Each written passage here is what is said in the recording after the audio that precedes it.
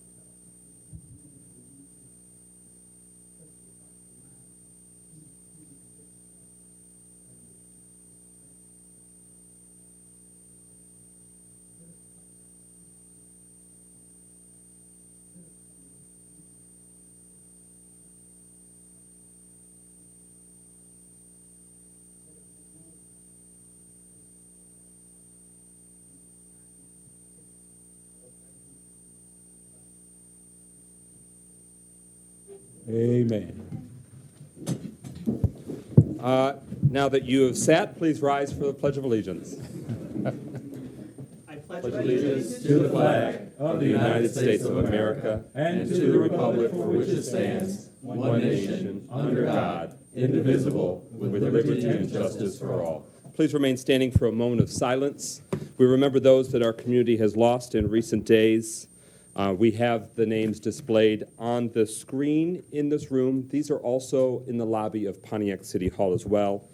Listed alphabetically, Joanne Alabach, who helped establish Oakland Christian School here on Oakland Avenue, initially in Pontiac. Salvador Aponte, Ralph Barnes Jr., Jamare Beavers, Arbanice Bell, Billy Bland, Judy Burt Lorenz, Albert Carpenter, John Carper, Sharon Clayson Coleman, Benny Covington, Alan Cross Jr., Sharon Doherty Mapp, Connie Delaney, Arthur Dickens, Dwayne Eddington, Mother Ida Elam, Michael Gaddis, Erskine Garten, who for 25 years was a UAW Local 653 representative here in our city, Marguerite Greer, Willie Harston, Loretta Higgins, Myrna Hollis, William Hollis II, Kimberly Holman, Priscilla Husserow,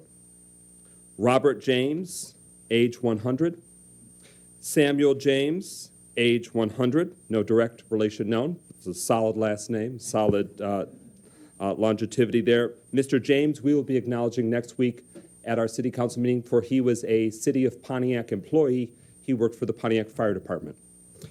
Matt Johnson, Armina Jones, Elaine Keinert, Lorena Labarge Kovacs, Clara Lothery, Gregory Merle, Sharman McAllister, Donald McAlpine,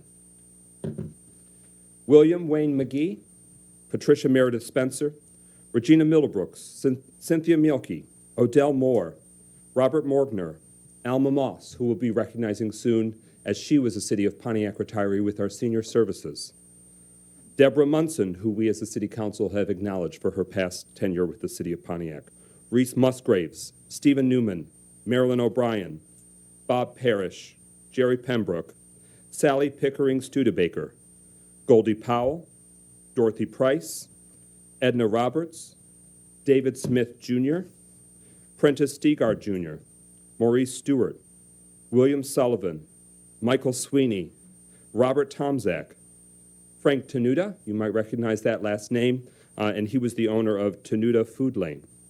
Flo Turnipseed, you remember Flo's friendly face from Habitat for Humanity when they were in Pontiac and also at their Waterford location. Joe Umphrey, Wallace Washington, Nellie Waterman, Frida Webster Talley, Karen Whedon Thompson, Lauren Wilcox, Keith Wilkes, Velma Wood Letchworth, and Cheryl Zelke Miller. Please join us for a moment of silence as we remember these names and those in your neighborhoods and in your families.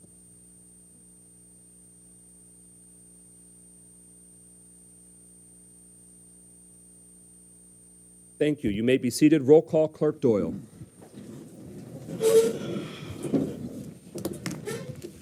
Carrington, Present. Goodman, Here. James, Yes, we're here. McGinnis, Present.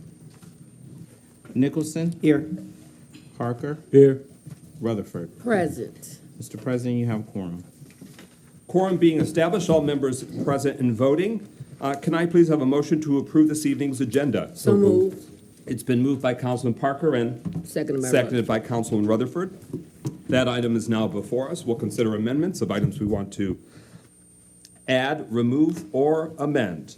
So I know there is a request from administration that in the order of business for us to take the current number 18 and make that number 17. So it's basically switching the order of 17 and 18, since that is a community development resolution, so that way those related items can stay together. Is there such a motion? So moved. Is there a second?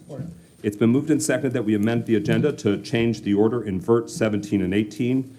Not too complex. Any discussion? Hearing no discussion, roll call on that amendment. Clerk Doyle. Carrington, Yes. Goodman, Yes. James, Yes. McGinnis, Yes. Nicholson, Yes. Parker, Yes. Rutherford. Yes. 7 yeas, no nays. That motion carries. The agenda is so amended. Is there a motion to amend the agenda to add under the consent agenda, letter C, that is a resolution regarding the December 6th, 2022 meeting minutes corrections? Moved by Carrington. Is there a second? Support. It's been moved by Carrington, seconded by Councilman Parker, that we add an item C under the consent agenda, updating December 6, 2022 meeting minutes. Moved and seconded. Any discussion on that amendment? Hearing none, roll call on the adoption of that amendment. Clerk Doyle. James, Yes. McGinnis, Yes. Nicholson, Yes. Parker, Yes. Rutherford, Yes. Carrington, Yes. Goodman. Yes. 7 yeas, no nays. That motion carries. The agenda is so amended. And for council, we might have the benefit between items 12 and 13, there might be an interest from council, since we've received some confidential legal memorandum regarding item number 13, that we may want to add a motion to go into closed session to receive confidential legal memorandum as the new number 13, and everything be renumbered accordingly. Is that the pleasure of this? I'd like to make that motion to amend. Okay. Support.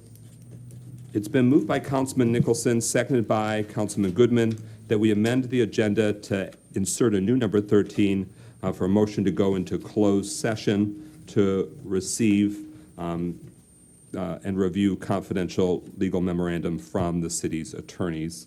Any discussion on the motion before us? Yes, Councilman Goodman. In the sake of trying to make sure that this meeting keeps flowing correctly, since that will likely disrupt and take time, is there any way that we can move it to a more reasonable spot on the agenda? Like, really, unless I'm wrong, I would believe that really could go towards the end unless one of these other items takes up as much time. Okay.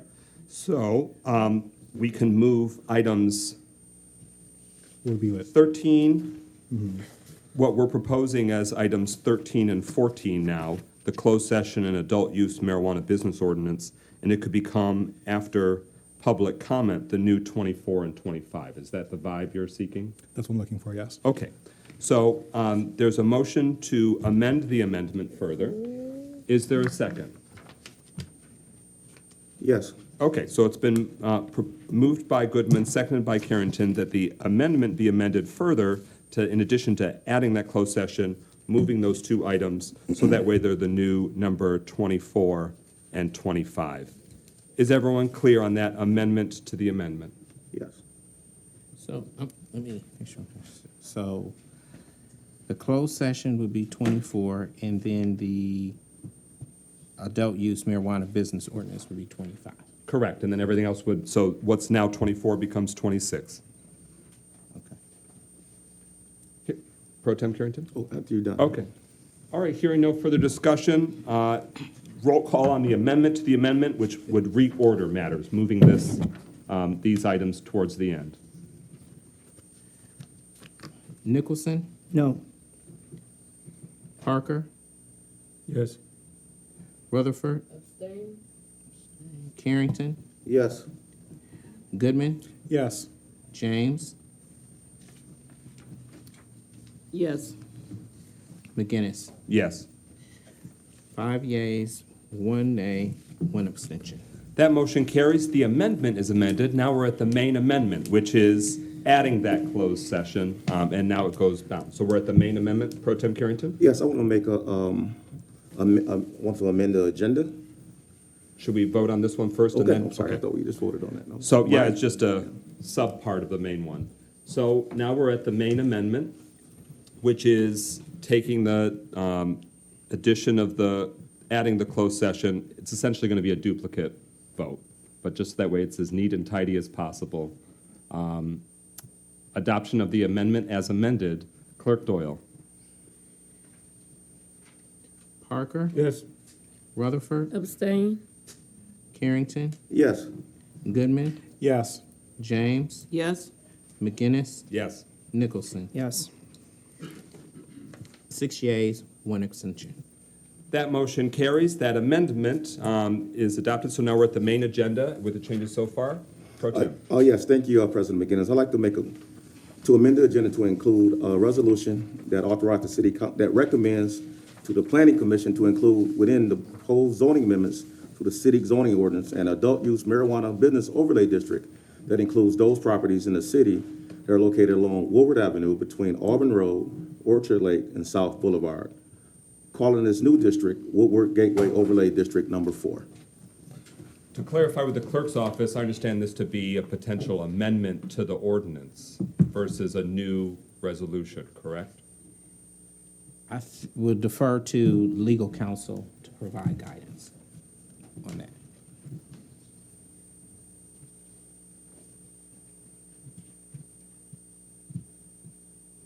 You'll want to turn the microphone on with the button at the bottom to the right. Thank you. Joe Kalani from Clark Hill and counsel to the city of Pontiac. The request that was made by Councilman Carrington, the resolution was asked, has to do with creating a new overlay district. As you may be aware, there's difference between the adult use marijuana business ordinance, which is the regulatory ordinance that you are taking up tonight and is currently under consideration, as well as zoning amendments that reflect the uses that will be and zoning districts that will be affected in the city in connection with the adult use marijuana business ordinance.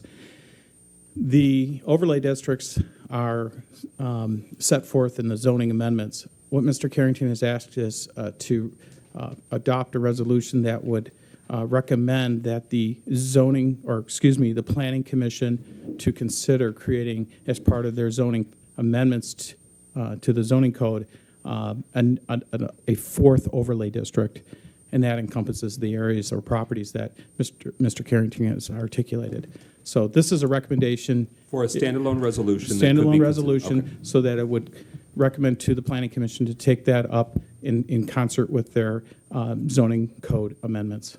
So if you don't object, I would file that under number 26, so it would immediately come after, if this amendment is adopted to amend the agenda, that we would consider it as number 26, immediately to follow the adult use marijuana ordinance reading. Does that make sense? That's fine. Since the outcome of that will impact this resolution. So it's been moved by Pro Tem Carrington to amend the agenda to add this resolution for consideration. Is there a second?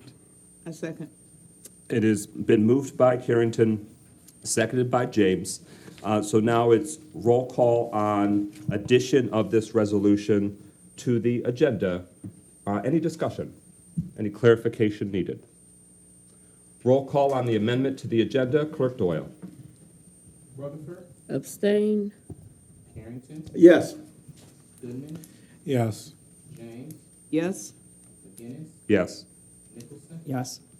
Parker. Yes. 6 yeas, 1 abstention. That motion carries. The agenda is thus amended further. Is there any other changes, discussion about the main motion we're at, which is the adoption of the agenda as amended? Usually, we don't like to spend so much time setting the agenda, but it'll hopefully make your time and ours go by swifter. Hearing no further discussion, roll call on adoption of the agenda as amended. Clerk Doyle. Goodman, Yes. James, Yes. McGinnis, Yes. Nicholson, Yes. Parker, Yes. Rutherford, Yes. Carrington. Yes. 7 yeas, no nays. That motion carries. The agenda is adopted. Is there a motion to approve the consent agenda? So moved. Support. It's been moved by Councilman Goodman, seconded by Councilman Nicholson. Roll call on adoption of the consent agenda. Clerk Doyle. Carrington, Yes. Goodman, Yes. James, Yes. McGinnis, Yes. Nicholson, Yes. Parker, Yes. Rutherford. Yes. 7 yeas, no nays. That motion carries. The consent agenda is adopted. We are now at a public hearing. It's a public hearing on the land sale of parcel identification number 1421-485-003 to Rite Aid. So Rite Aid is located in Pontiac at the intersections and the terminus of Dr. Martin Luther King Jr. Boulevard, Featherstone Road, University Drive. And it's been discussed in previous weeks that there's a small sliver of the parcel that was believed to have already been owned by them, but surprise, Pontiac actually owns it. They've been paying taxes to Pontiac, and now they have approached the city about being interested to purchase that small sliver, which is .003 acres, that's kind of in the parking lot / right-of-way vicinity of that Rite Aid. Our city requires, for your benefit, that if we're going to sell property that you and I, the residents of and taxpayers of Pontiac own, that we give the public an opportunity to come and speak about it, speak their piece, let us know is it a good idea, bad idea, help influence the outcome. And that's taking place before we consider the sale. So that's where we're at tonight. I hereby open the public hearing on this land sale. And what the opportunity is now is that anyone in attendance, you can approach the microphone and be able to speak for, against, ask questions, but you are required to state your name and address. Not that we want to be up in your business, it just comes with the law where they require us to do that. So first up, you, good sir, are here for our public hearing. You have the floor. The button on the bottom to the right, and you can leave it on after that. Thank you. Good evening. My name is Robert Bass. I live at 499 Highland, Pontiac, Michigan. And I need to know, was there a notice put out for this sale? Didn't know, was there a notice put out for the sale? Where was the notice put? And why the city leaders didn't make this known to the public beforehand, before having a public hearing? So that's my question. Thank you. Thank you. In addition to the agenda being prepared, printed, and circulated and publicly available for tonight, we are required by law to legally post notice of this public hearing. So the clerk's office can speak more in detail about those logistics, but it was also at multiple city council meetings we held a discussion about it. We held, we then held a vote in the following week to set this, and we intentionally gave multiple weeks so that way there could be ample time for notice to be given. My understanding, and the clerk can correct me, or maybe the administration, that those live closer to that vicinity also are notified even further beyond that. But so this will not be voted on tonight, which is part of the purpose of this public hearing, to further get the word out and say, hey, this is something we're sniffing around, we're considering, so we want the residents and taxpayers to be able to know further. So I'll give the floor to Clerk Doyle. Is there anything further you'd like to? Real quick, can I ask a question? Well, he has asked a question first that I'm going to answer. Clerk Okay. Doyle, and then you have the floor next. So I'm sorry, the notice of the public hearing was published in the Oakland Press. I would have to review what actually date it was in, but by charter, the public notice had to be published in the Oakland Press prior to the public hearing. Thank you very much. Yes, sir, you have the floor. You state your name and address, and you have the floor. I'm Luke Holsworth. I'm at 433 Emerson, right down the road. And did you say that they were paying taxes on this particular piece of property anyway for years? I want to give you the floor, but I can answer that question. Usually in public comment, I don't like to interrupt because it's your floor, but it's a public hearing, so we're getting a little more flexible. Yes, as was reported to the city council, that they were being Rite Aid or their parent LLC company under the old Perry Drugs name, because Perry Drugs, which started in Pontiac, Michigan, by the way, Right. was acquired by Rite Aid. They had been paying taxes to the city of Pontiac for the number of years because Pontiac was under the impression that this sliver of one subset of the land was theirs as well. So their corporate, folks were reconciling that and said, oh, something seems off. Well, it's my opinion that we should just give it to them. That's just my opinion. Thanks. Any other community members that would like to speak at this public hearing? Any other requests to speak? Any other requests to speak? Any other requests? Yes, you can speak a second time. Please, feel free. I just have a statement. You made mention of those living further away from the vicinity of the parcel that's being sold, not being notified. I've had a problem with that. I brought it to the attention of the mayor. Now I'll bring it to your attention very quickly. That policy of the 300 feet does not work when it comes to a whole district having knowledge of what's being done in their district. Thank you so much for your time. Thank you. Any other requests to speak for this public hearing? Oh, I'll let you battle out who goes first. Please state your name and address. Carlton Jones, 1323 Oakland Drive, Pontiac. I just want to say that I want to commend you, President, for putting it before us and letting us know that this was happening, because a lot of times I think in the past we have not always been informed when things like this happen and getting it corrected. So I just want to appreciate that we have open information like this. Thank you. I'm Antonio Gibson. I live at 624 Sterling Street off of University, between University and Perry. And I don't think we should give them anything, even though they pay taxes like we do. I think it should be sold, though. It's just a small piece of parcel of land. I did read it, and I know what it is. And I think just about everybody in that area where the land is at, it would not be a problem. And it's incumbent upon us to look out for the city and not ourselves.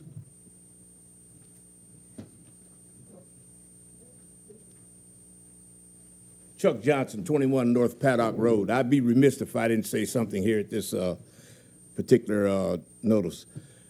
There's no reason for the city to have to sell this piece of property to the city. I understand that it's so small that we can really just donate to them. They're a corporate business in our city. Their taxpayers have been paying for the land for years. I don't see any reason why we can't just go ahead and donate it over to them. I think that it'll come out in the wash sooner than later. And I am aware, Chair, that you have announced this on numerous occasions and talked about it here in the council as well as the mayor has. So I think you should go ahead and move forward with it rather than to prolong it. Thank you. Thank you. And are there any other requests to speak in this public hearing about this potential land sale? Are there any other requests? Are there any other requests? Are there any other requests? With that, public hearing closed at 6:29 p.m. And of course, that will come before us at a future city council meeting that will be open and accessible to the public as well. We're now at subcommittee reports. Per our council rules and procedures, at the beginning of every year, the council president appoints new subcommittee members and subcommittee leadership. And so that's the point where we're at after last week's adoption of the rules and election of the council leadership. So we're going to go through our 7 subcommittees, and I will share who are the members of that subcommittee going alphabetically. The first subcommittee is Communications, Engagement, and Operation. The Chair for this subcommittee is Councilman Mikhail Goodman. Serving on that committee is Pro Tem Carrington and President McGinnis, with the alternate member, making sure that we're able to keep business going in case a member can't attend, is Councilman Parker. We give the floor now to Councilman Goodman, Subcommittee Chair, for him to share his thoughts. First, I'm just very happy to be chairing my committee again. I've come to love it over the past year. And now that we have some more fleshed out things in terms of our departments, having Ms. Paula, having, more equipment in our cable department, really being able to actually do things communications-wise, I look forward to being able to do more with this committee going forward, as well as just making sure that we're, along with the President and Pro Tem, being able to make sure that the internal council operations continue to go as well as they can, as well as improve. So I'm very happy. Thank you. Next up is Economic Development, Housing, and Planning. I will continue as chair of that subcommittee.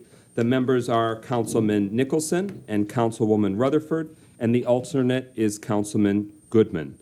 So briefly, we have had a lot of robust activity, and we had our most recent meeting yesterday. We usually meet on the first Monday of every month, but due to where New Year's fell this year, we moved it to yesterday. So our next subcommittee meeting, again, is the first Monday of the month in February, 9 a.m. here in the subcommittee, in the City Council Legislative Chambers. So we welcome the public to those gatherings. We review all of the developments that are pending, new developments, literally and figuratively, when it comes to commercial, residential, industrial, warehouse, and also concerns of problem properties and blight, and that's a big focus. So we receive an update from code enforcement on their expanded staffing. The city does now have a new building official. In recent weeks, that was deliberated on at City Council, so that position was accepted, and that position is now filled. And we continue to make sure aggressively that our neighborhoods are strong, the issues are dealt with, and there's a lot more work to be done. And we look forward to using this subcommittee as a way to make sure that our operations are even tighter on that front. With that, we are now at Facilities and Property Subcommittee.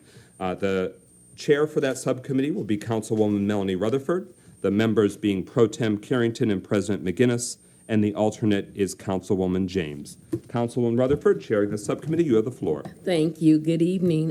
Some of the things that we're going to be doing this year that I want to see done in the community is making sure our city buildings are working better for our Pontiac residents. Secondly, what is very important to me is making sure the senior centers are operational and the renovations are actually done this year. 3 is making sure we have cost-effective solutions for the city DPW functions and our storage, because we have an issue of what we're storing and where we're storing it and how much we're actually paying for storage. And last but certainly not least, City Hall and the parking lot fire station on South Boulevard, finally getting it reopened. That is my agenda. Thank you so much. Thank you very much. Finance and Personnel Subcommittee, Councilman Brett Nicholson will continue as chair, Councilwoman James and Councilman Parker being subcommittee members, and the alternate is Pro Tem Carrington. Councilman Nicholson, you have the floor. Our meetings for Finance and Personnel are the second Thursday at 2 p.m. in the Legislative Conference Room. They're open to the public. We will be continuing the work that we've done in getting our Finance Department back on track after we'll have some additions to staff, additional positions, and additional changes based on our forensic audit and our year-end audit, implementing and making sure that all of those changes from the forensic audit are done in our finance operation, but then also overseeing the personnel function, that our recruitment processes are as swift as they have been and continue to improve as they move forward in the next year. Thank you, sir. Our Law and the Courts Subcommittee, which deals with many issues, including making sure that our 50th District Courthouse, located downtown, is operating as successfully as possible. Councilman William Parker Jr. will continue as the subcommittee chair. The members are Councilman Mikhail Goodman, Councilman Brett Nicholson, and the alternate is Councilwoman Melanie Rutherford. Subcommittee Chair Parker, you have the floor. Thank you, Brother President. The Law and Courts Committee actually meets on the fourth Monday of every month. This month it will be January 23rd at 4 p.m. in the council chambers. Our goal is to continue to bring the various legal stakeholders together to discuss successes and challenges to their daily functions, to make sure that everybody's kept apprised of what each individual section is doing, whether it be the 50th District Court, whether it be the county prosecutor's office, whether it be the city attorney's office, and what's going on with that piece, and to make sure that we, one of our goals last year was to see if we could bring the Blight Court back to the 50th Court District where it would have more teeth to make sure that those landlords out there who are violating code and ordinances are held responsible and accountable for the violations and are certainly paying penalized for that process. And we certainly know that at the end of this month, that will be one of the things that will take place. And we look forward to continuing to try to address the needs of the individual community at large. Thank you very much. Parks, Recreation, and Public Works Subcommittee is chaired by Councilwoman Kathleen James. Councilman Goodman, Councilwoman Rutherford are members, and Councilman Nicholson is the subcommittee's alternate. Madam Chair, continuing in that role, you have the floor. Yes, thank you, Mr. President. I'm very happy to be able to chair for the second year the Parks, Recreation, and Public Works Subcommittee.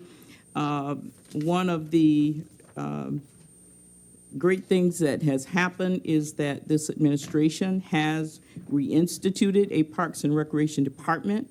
Our city has not had one in decades.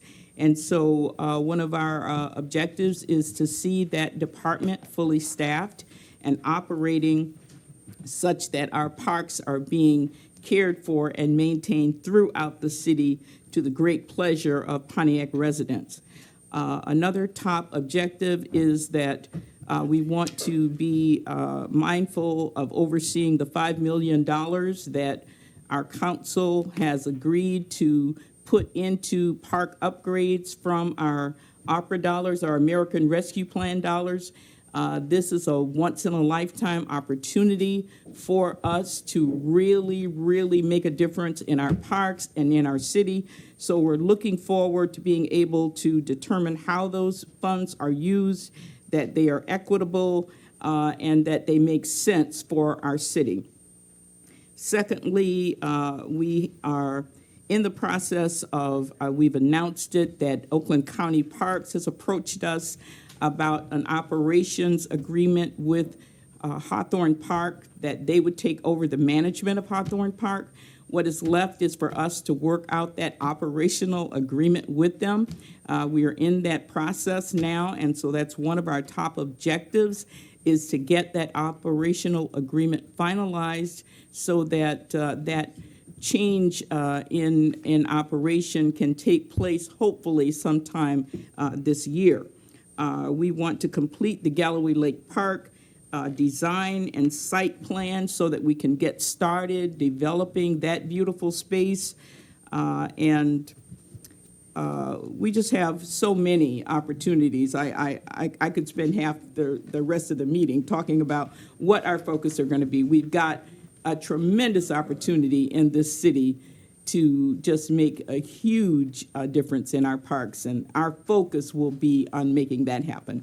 Thank you. Thank you. Public Safety, Health, and Wellness Subcommittee is chaired by Council President Pro Tem William A. Carrington. Councilwoman James and Councilman Parker will be members of this subcommittee for the coming year, and I am the alternate for that subcommittee.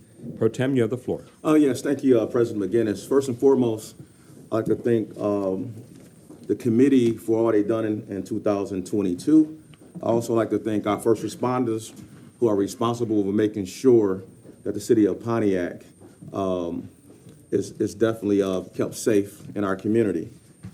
As we go into this year, I do have some objectives that we plan to work on. One, work with the Violence Task Force this year to look for ways to create programs to target our youth and more or less keep them from getting into the system.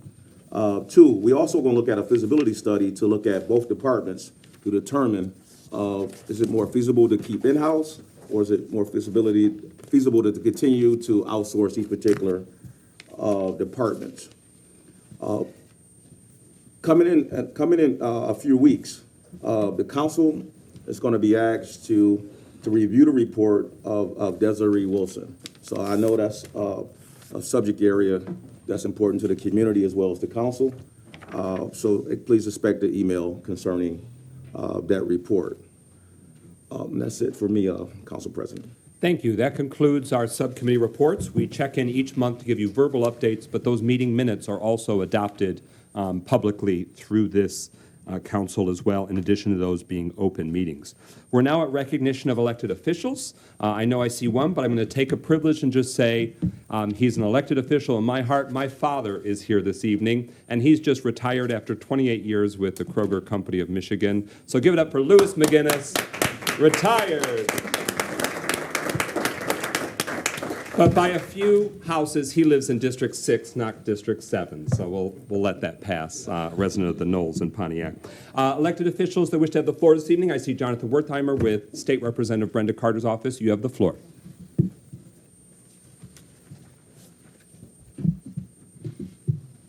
Happy retirement. Thank you. And thank you, Council, for allowing me to be here today. My name is Jonathan Wertheimer, and I am the Policy Director for State Representative Brenda Carter of the new 53rd State House District. Rep. Carter, Damiana, Rep. Carter's Director of Constituent Services, and I are looking forward to continuing to serve you in the 102nd legislative term. Rep. Carter is going to continue her hard work toward making education equitable for all of Michigan's students. Michigan's students deserve to have a quality education, and she will continue to fight to achieve this for more young Michiganders. She looks forward to making financial literacy more accessible to all. After all, if more people are financially literate, they are less likely to fall into debt traps. In addition, she will continue to support policies aimed at lowering insurance costs. Thank you for allowing us to continue this really just dedicated work. We can't appreciate you all enough. You can always reach out to our office by calling our new phone number. That's key. We have a new phone number. That's 517-373-2577. That number again, that new phone number is 517-373-2577. Or you can always email us at brendacarter@house.mi.gov. We would also like to invite everyone in the city of Pontiac, everyone listening here at home or here in the audience, to Rep. Carter's in-district swearing-in. That community swearing-in and ceremony, community awards ceremony, rather, is going to be this Saturday, January 14th at 6 p.m., and it's going to be held at the Crowfoot, which is located at 1 South Saginaw here in the great city of Pontiac. We hope to see you all there, and thank you. Thank you. Are there any other elected officials that wish to have the floor for recognition of elected officials? Hearing none, we move to agenda item number 10, amendment to ordinance 2287 to restructure departments of the city of Pontiac, finance director, public works director. This is an amendment to our city's ordinance, essentially our governing documents for how a city operates. So this requires at least 2 readings. This is the first of that, so we won't be voting on it tonight. Mayor Greimel and administration, you have the floor to make your initial pitch for the ordinance request. Well, thank you, Mr. President. Just a point of order. I don't know if you missed the agenda address or if that was moved somewhere else on the agenda. Oh, good call. So, are there any requests for agenda address? It's plenty. Oh, okay. It's plenty, and please forgive me, I was trying to read something. Okay. Mr. Carlton Jones.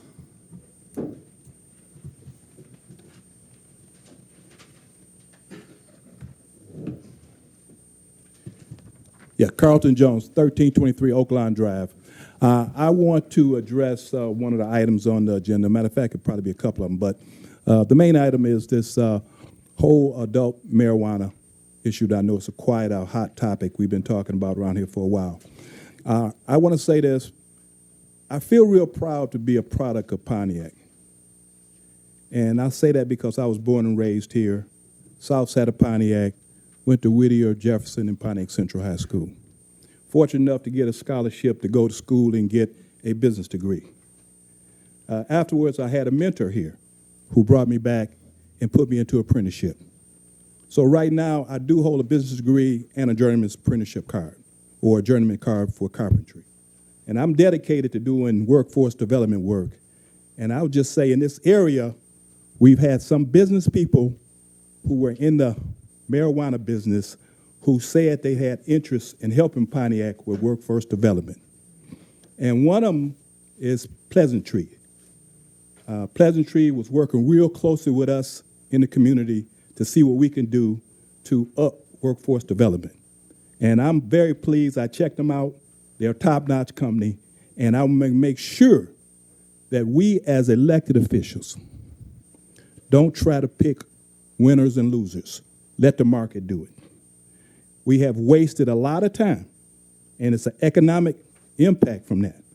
And I'm hoping at this time that we can move forward and make sure all those business people who came to the table early on, that we don't do anything to harm them, because they was really trying to look out for Pontiac. Thank you. Thank you, sir. Mr. Jerome Crawford?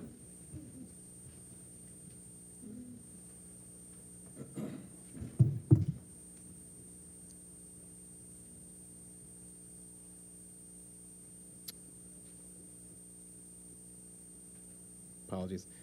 Good evening, everyone. Jerome Crawford, Chief Legal Officer on behalf of Pleasant Trees Cannabis Company. Carlton, thank you for your kind words. I've prepared some remarks to be brief and succinct. The Pontiac officials have been quoted that they want to minimize the number of lawsuits, mitigate exposure in the entire AU marijuana ordinance process, but I should caution that decisions being made concerning the ordinance are increasing the litigation risk and delaying the initiation of business that we all want to see come to fruition. And the city, meaning will delay the benefits of this industry for perhaps several more months, even into well next year. I understand that the proposed resolution that was mentioned tonight might help undo some of that harm that many of us may have come about tonight, and that is this non-overlay district appearing to be targeted by recent language that those businesses will not be able to apply for AU permits. The challenge, however, is that to the extent that he's even effective, we can't put the toothpaste back in the tube.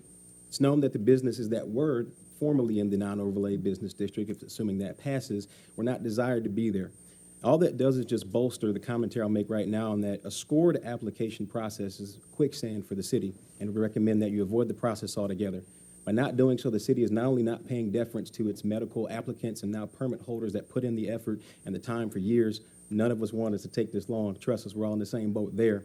But by not doing so, we get it, where there's frustration, but we can't necessarily rewrite history in its entirety. And it's not the permit holder's fault. The process has spanned, for that time. Instead of doing what nearly all of the municipalities have done, and what we recommend is to give deference to the medical process as the foundation of before, essentially giving credence to the scores before, because to the extent that you run a process where a function of the same components are submitted and new scores come through, you're really inviting litigation risk. The last I'll say, I'm gonna keep my comments brief now, is that on behalf of all the medical permit holders, and specifically those that were now non-overlay, please set your disappointment aside of the city's medical program and what's happened before, and rather than doubt the commitment and punish them for circumstances that have always been beyond their control, we remain committed to the process. Thank you. Thank you, sir. Dr. Deidre Waterman.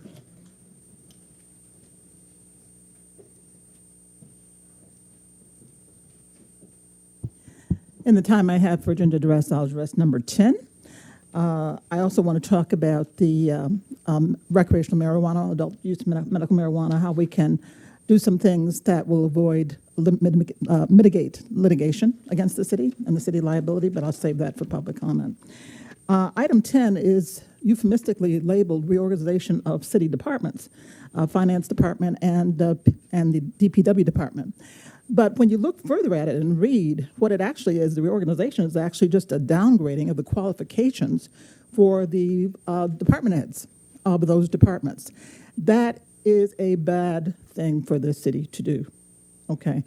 If you do that, you are conceding that this city cannot attract qualified people who can meet the necessary applications to run such important departments. And I would say to you that it's not because we don't have the money to hire people, because we always have.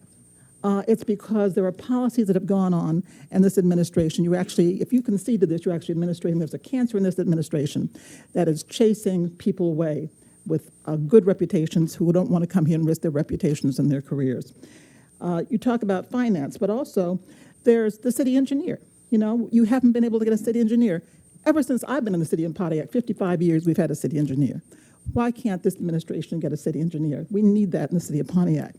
Plant Moran, the largest municipal accounting firm in the state, who handles so many municipals, you chased them away, okay? They didn't want to be part of this forensic audit.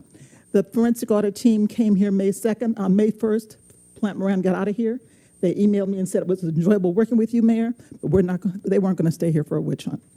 So that's what we're doing. Also, the former HR director, she came to me and complained she was fired or let go the day after she complained that unauthorized people were giving access to confidential personnel records.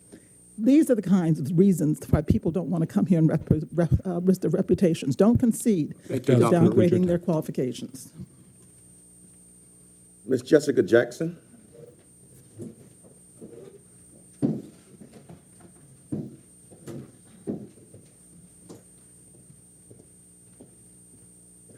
Hello. When I pulled up to City Hall today, I was stopped by a young man who was asking for money to catch the smart bus from Pontiac to Detroit. When I looked at him, all I saw was my late father's face. Hi, I'm Jess Jackson, and I'm the Director of External Affairs and Social Equity at Common Citizen. I'm also a descendant of the war on drugs. I thought of my father because in his last rehabilitation, he did so at the Grace Center of Hope here in Pontiac. After his last rehabilitation, he took his 3 siblings back to my grandmother's in Detroit on that same smart bus, where he was able to provide a stable home, and they finished high school. When I think about access to adult use licensing in Pontiac, I think about the numerous lives we'll be able to impact through social equity partnership and community benefits. At Common Citizen, the core message of our brand is cannabis for humanity, and our social equity program has been qualified as a gold standard with the CRA.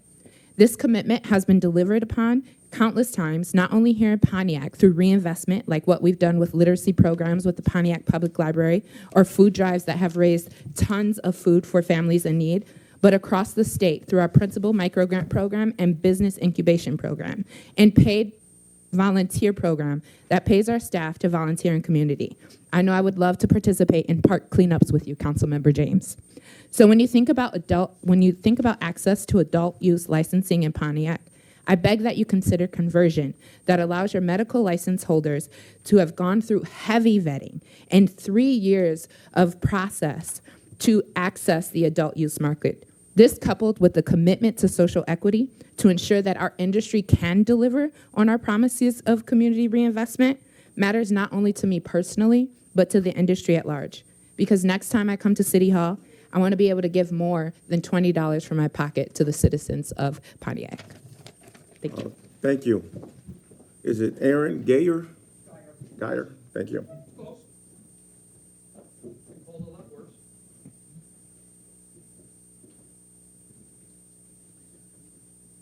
Good evening, members of the council. My name is Aaron Geyer, and I am the compliance officer for Yellowtail Ventures.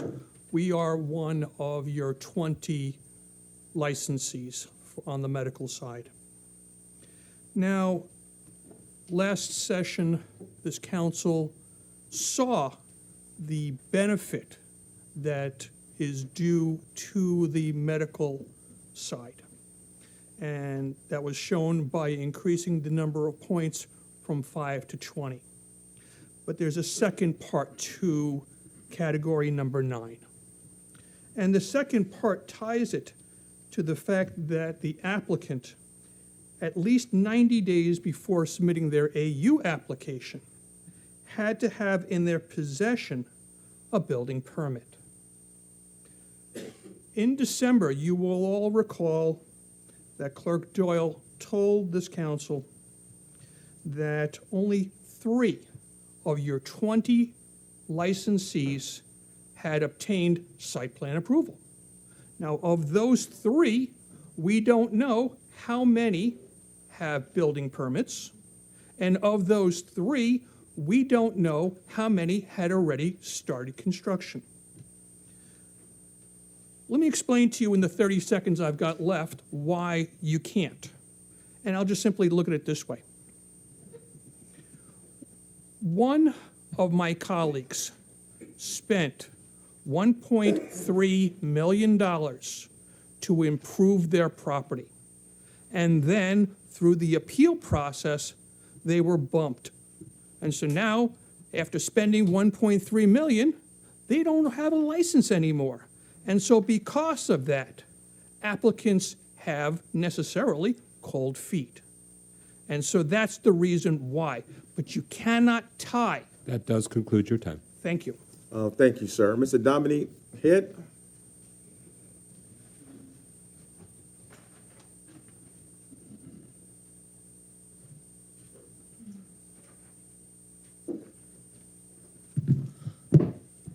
Good evening. My name is Good evening. My name is Dominique Head. I live at 432 Coon Street in Pontiac, Michigan. I also lead the Pontiac Regional Chamber. First thing, I appreciate the I don't know how to say it. Memoriam. I'd like to see the babies who are born to the city of Pontiac as well, if that could ever happen. I think that'd be important. And I stand here for those unborn babies. We're here as the leader of the chamber to talk about the future, and some of those things have already been talked about, whether it be cannabis or education or literacy. And one of the things we're really clear about at the Pontiac Regional Chamber is entrepreneurship and education will lead the way for the city of Pontiac. And our investment over the last 6 years into education through the Pontiac United Education Coalition and through our members has been one of the most important things I think we've done for the city of Pontiac and for the students. This past year, we had our Hire Pontiac program where we hosted 11 students, and we had the opportunity to take those students to Fanuc Robotics, Resource Recycling Systems, Shoe Pan Recycling. We also took them to General Motors, Magna, and along the way, we did pre-engineering work with them so that they could be further prepared for what is probably one of the largest engineering centers in the country, Oakland County. So Oakland County has over 75,000 engineers in it. And one of the things we're committed to for the city of Pontiac is that we invest in our young people and give them the opportunity to be in one of the biggest and brightest economies across the country. So one of the things I would ask of the subcommittees that I heard and the subcommittee leaders is to further explore how we can increase education for young people in the city of Pontiac and make this a place for students to come. Thank you, sir.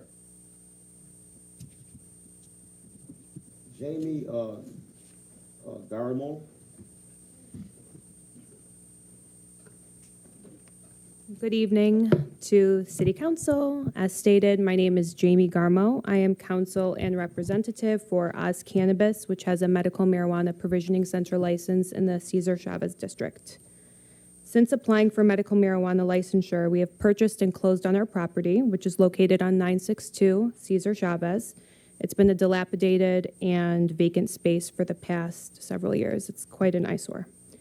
Our total investment on the project to date is over $1 million, and that does not include the construction that we've budgeted towards redevelopment of the property, nor does that include the community benefits that we've pledged as part of our medical application to local organizations and government.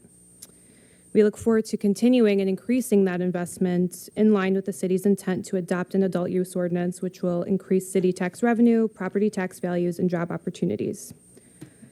A lot has changed in the industry since the city opted into medical marijuana. The medical marijuana business model is no longer viable now that many surrounding cities and townships have recreational businesses that are active.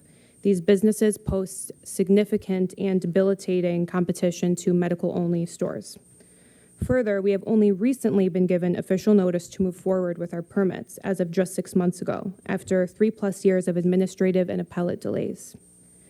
And as of just a couple weeks ago, our approvals were yet again conditioned and delayed because disgruntled applicants have filed appeals with the judicial courts and are pursuing that appellate process.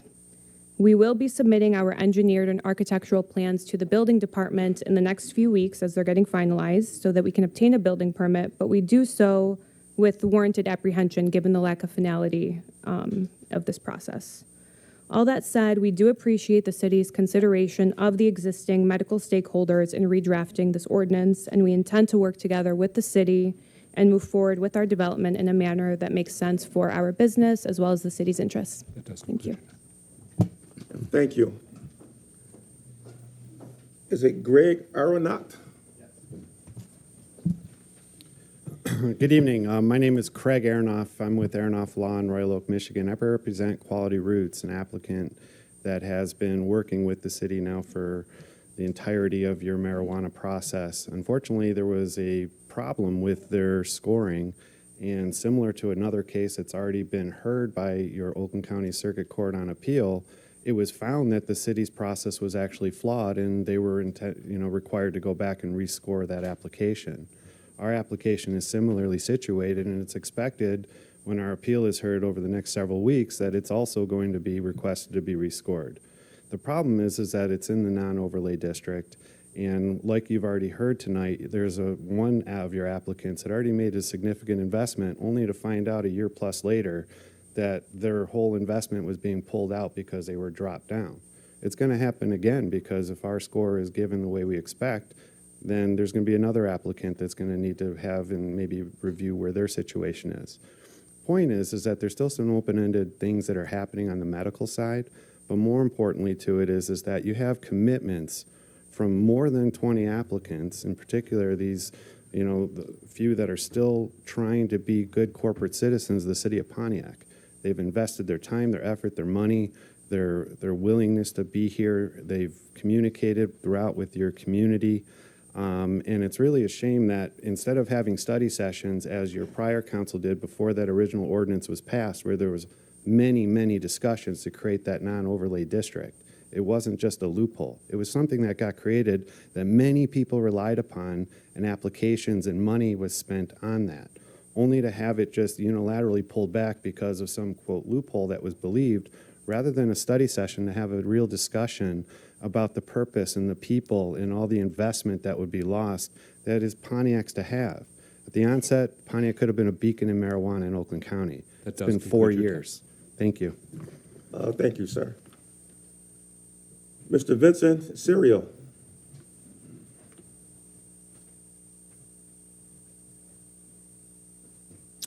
Hello, my name is Vincent Serio. I'm here to speak on agenda item number 13. I have a few comments as it relates to getting rid of the non-overlay zone. You've all stated that you wanted an ordinance that would not end in litigation, be successful for the social equity applicants, and create many jobs and taxes in the city. I really think the city is making a mistake and should rethink this for several reasons. One, the winners of the medical marijuana non-overlays already have a vested interest in these licenses and have spent millions of dollars buying properties and holding on to them until the recreational ordinances come out. I believe they will bring forth lawsuits, and this will delay the process of having marijuana in the city for another 1 to 2 years. I think you should go into closed session with your lawyers and talk about this.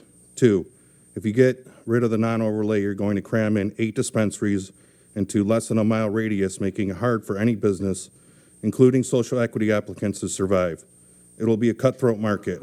If you want social equity applicants to survive, you should really rethink this through. It costs millions of dollars to open one of these places, and if you're putting them all next door to each other, then the guy that has the millions will wipe out the social equity applicants. Number 3, in the Cesar Chavez and Walton overlay districts, there are houses right behind these dispensaries that are already awarded. There's a park directly next to one. I printed out maps and highlighted the current dispensaries in blue so that each city council member can see for themselves that these are located right next to residential neighborhoods as well. Number 4, you're not giving everyone a fair chance, including myself, that has owned buildings and paid property taxes for over 5 years. Now you're talking about creating a new zone, and this is not right, and everyone should have a fair chance. This is a huge decision, and if you want to move the process forward without litigation, I would suggest rethinking this idea. Lastly, I thought the idea was to fix old vacant blighted buildings that has been sitting around for years. You change it to 3 years or less. Doesn't make sense for it to say 3 or more. It makes more sense for it to say 3 or more years so that we can fix up the places that have been vacant and then can get rebuilt. The way it's written now, it does not make sense. Thank you for your time. Thank you, sir. Quad, I'll pronounce your last name? He left? Okay. Jen Zielinski.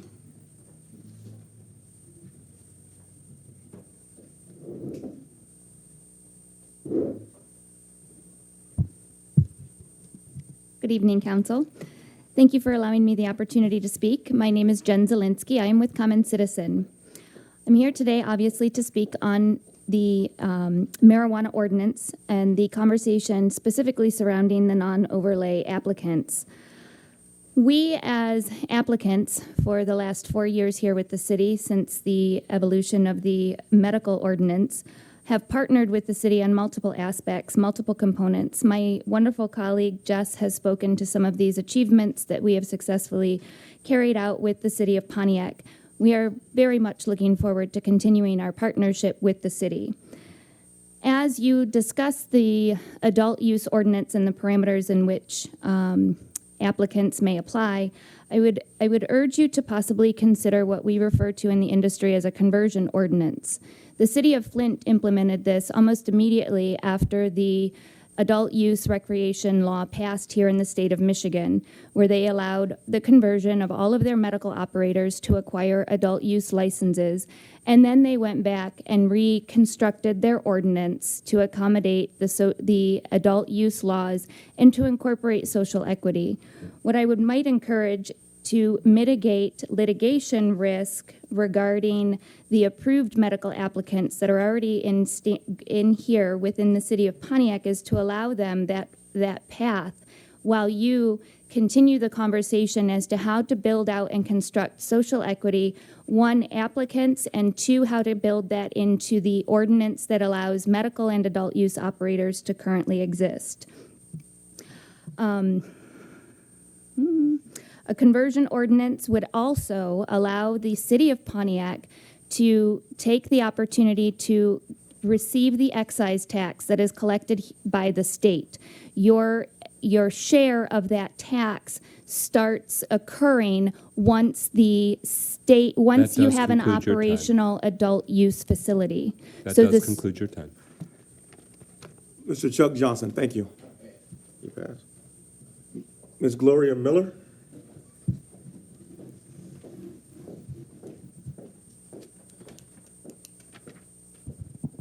Good evening, everyone. I want to address several that brought me in here today. Number 18 is one of them. First, I want to address the recreation. Councilwoman James keep talking about the recreation part like it just started when she got here. The recreation department has been a part of the city of Pontiac for years. I came from the rec. We built the rec. And you mentioned the rec. You mentioned Hawthorne Park, and I noticed they have that in the paper. It looks kind of biased because it's in your district. Why didn't they offer any other parks in the city of Pontiac? The one on Martin Luther King. Help me, twin. What's the name of the one? Murphy Park. Why did they offer to Murphy Park? Why didn't they offer to any other park within the city? Why Hawthorne? And are we going to do what we did to J.C. Park? Leased it out and can't go over there anymore? We're so quick to give our stuff away and allow other people to do it. 18. I see, this is a question to the mayor when they get a chance to address it. Wade Trim, maybe I'm looking at this wrong. I've been gone for a while. Is Wade Trim still here? Are they still here, or are their employees still here? I just want to know that answer. That's on, and I also want to address, as far as the marijuana, I'm going to say this, because when I was on the council, these are the same issues that we went through for 4 years. My heart go out to all of them. Many of you I know in here. I fought hard for doing the right thing. You guys fight for the ones that was here when I was on that council, because you know what? When I was there, that's what I ran into, the politics of it. And see, I'm known for telling it like it is. Somebody been paid some money. Somebody got to get those dispensaries to certain people that kicking you out. Fight. I mean, that's what I see it. I've been watching it on TV. This is what this is all about. Marijuana, but people in the city of Pontiac, the people that's been here for years and invested in the city, is losing out. That does conclude your time. Thank you. That concludes agenda address, President McGinnis. All right, we are at number 10 on the agenda. It's an amendment to the ordinance when it comes to the Finance Director and Public Works Director. And so the title of that speaks to what the ordinance language already exists. So under 2-88 Director, it would strike the final sentence. The Finance Director shall have a master's degree in accounting, business administration, finance, or public administration, and at least 5 years' experience in accounting, budgeting, and finance, of which at least 2 years shall have been in the public sector. 2192 Director, speaking about public works, it strikes all of the language after the first sentence in that in that first side of the page, which would make the sentence remaining, there shall be a director of the Department of Public Works whose appointment and compensation shall be in accord with the procedures provided for in the charter. And 2193, deputy director, it strikes the sentences that follow the second sentence in that section. So it would read, there may be a deputy director of the Department of Public Works whose appointment and compensation shall be in accord with the procedures provided for in the charter. The deputy director of the Department of Public Works shall be considered the chief assistant director of the Department of Public Works, period. That would conclude that section. Mayor Grimel, administration, you have the floor to cue up the background. Thank you, Mr. President. I appreciate the opportunity to bring this before you today. We have city ordinances that include certain minimum qualifications for some positions, but don't include minimum qualifications for other positions. The minimum qualifications that are included in the ordinance, it's my understanding that those were put into the ordinance by emergency managers during their time here in the city. In some cases, those qualifications are pretty arbitrary. They reference, for example, the DPW director having a master's degree in architecture as one qualifying qualification, or a master's degree in political science. So there are a number of elements to these provisions that frankly do not make much sense. Eliminating these provisions would bring these portions of the ordinance in line with other provisions of the ordinance that don't, by ordinance, put these sorts of provisions into place. It's our view that these questions should be determined by the hiring executive branch officials as well as the Department of Human Resources. And I would note that in the case of the director positions, they need to be brought before council for ratification anyway. And so there are safeguards here without putting rigid provisions into city ordinance for some positions, but not other positions. It's a little unclear why that was done for some positions. Some of these provisions also date back to a time when the Department of Public Works was a omnibus department that governed an enormous number of topics here at the city, which is no longer the case. I would also note that it's ironic that the previous mayor has criticized this proposal because the previous mayor, on at least 2 occasions that I'm aware of, appointed people to positions in violation of these ordinance provisions. And we take very seriously the city's ordinances. We are not interested in violating city ordinance, but instead being transparent, bringing forth proposals to city council to modify city ordinances when we deem that doing so is appropriate. Again, we're not interested in simply charging ahead as previous administrations may have done in the past and ignoring city ordinances. With that, I'd certainly welcome any input that the deputy mayor may have as well. Thank you, Mayor. The only addition that I would add, other than answering any questions that council may have, is just that the mayor focused on the DPW director portion. There's also the finance director portion, and one of the things that was added by the emergency manager was to say that you had to have specific experience only in a governmental setting, and did not include the fact that there are individuals who have a wealth of experience in the private sector that would be willing to come over, and this just makes them ineligible. Councilman Nicholson. I want to first say thank you to the mayor for, again, making things congruent between our city's charter and the actual, functioning of our administration, because those examples are very real. First, I think we've been in the position many times where we have had someone or been told, even just members of the public that have come forward to advocate for an individual who's worked for the city for a long time, used to work for the city for a long time, has worked in other cities, has worked in the private sector, and has had tremendous experience in engineering or whatever type of work, right? But they don't have that one piece. And I, as arbitrary as they look on paper, in practice, when you have somebody who wants to keep out other individuals who the public has been stumping for, who past administrations have valued, in the same sense to reach and make that handshake,